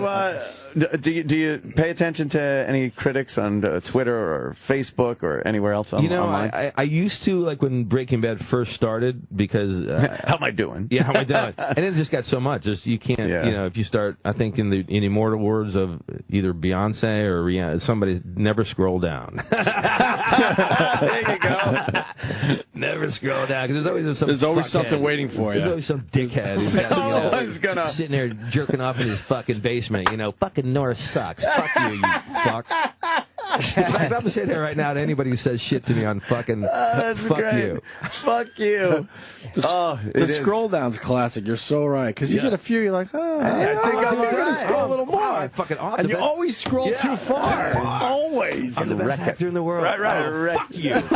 It always gets to the... And it negates all the good shit you just read. That's what Ben said. He says he can read like 99 great things, but he'll only remember the one bad one. Shitty one. The one shitty one. Asshole. And you know what this asshole is, Just some douchebag who's making shit up. We would talk about this like so many times, whereas like years ago, could you imagine if somebody had to sit down and write a letter? Hey, Clark Gable, you suck. Yeah. It had to go in the mail, fucking stamp mail, and then it had to go through 15 levels of people. Right. If it ever got to him, it would be a miracle. Right. And now it's like any douchebag can just be like, you suck. Clark sucks. Yeah, great. They're writing that right now. Somewhere. Leave the guy alone. Yeah, you bastards. What a piss. Well, it's been great to hang out and talk to you, man. You're obviously one of my favorite shows that I watch, and just a great character. And if people, they just don't know what they're in store for. When I saw just that first episode, it sets up for an amazing conclusion of Breaking Bad. Yeah. And I'll tell you what, every one of these 8 is as impactful as the one you saw. Right. It really is. I can't wait. The one after another is like, Are there people that are real close to you that you go, all right, here's what happens? Is there one person that you've told? No. Come on. I swear. That'd be tough. That's crazy. That'd be almost impossible. Not one. Not even my wife. My wife didn't read the scripts this year either. So Does she know not to ask? At this point, it's like a CIA agent. She doesn't want to ask. She wants to watch it too, like everybody That's true else, too. I want to know, but I want to see it. Yeah. The perfect thing would be if I got every episode right now, and just watched it myself and gloated about it. Right. You get people that say like, "Hey man, how does it end?" And then literally like a split second later, they go, "No, I'm just kidding. Don't tell me." Yeah, don't tell me. Don't tell me. Yeah. So no one really wants to know, and I understand because it's a real joy to watch it unfold. It is. It's one of the most anticipated conclusions of a series ever. I think. And the great thing about it is, I think we get to go out going, "Yeah, we ended it correctly." Oh yeah. Or satisfactorily. I was saying yesterday, this show could have gone for a few more years easily without even getting old. Right. But to wrap it up in 5 seasons with the amazing writing, amazing characters, and just an amazing story arc, you can't lose. Yeah. I mean, really. It's awesome, actually, yeah. And you're on Under the Dome. When is that on? That's it's on Monday nights at 10. We're on our 6th episode already, and that's just it's a crazy show. It's it's international. We're the #1 show ever in China, U.S. show. Oh, really? Yeah, we're like in 200 countries. It's amazing, man. It's an insane concept. It's an insane concept, but it's like the highest rated show. I think there's only one show higher in like all of network TV. It's crazy. I swear to, I mean, in terms of scripted, I don't know what these reality shows are, but in terms of scripted, definitely. So it's like a whole. And it's great. It's obviously awesome to be on Breaking Bad and the greatness of it and all, but Hollywood, man, you know what they fucking respect? Numbers, motherfucker. Seriously, like you hang out in Hollywood and Breaking Bad, they go, "Oh, we love your show. It's such a great show." Really critically acclaimed. Yeah. Now you're like, "Fuck you! I got fucking 3-3 in the demo, bitch." I love it, Dean. Thanks so much for coming in, man. You're amazing. I love it. Thanks, guys. Thanks. The Opie and Anthony Show on Sirius XM.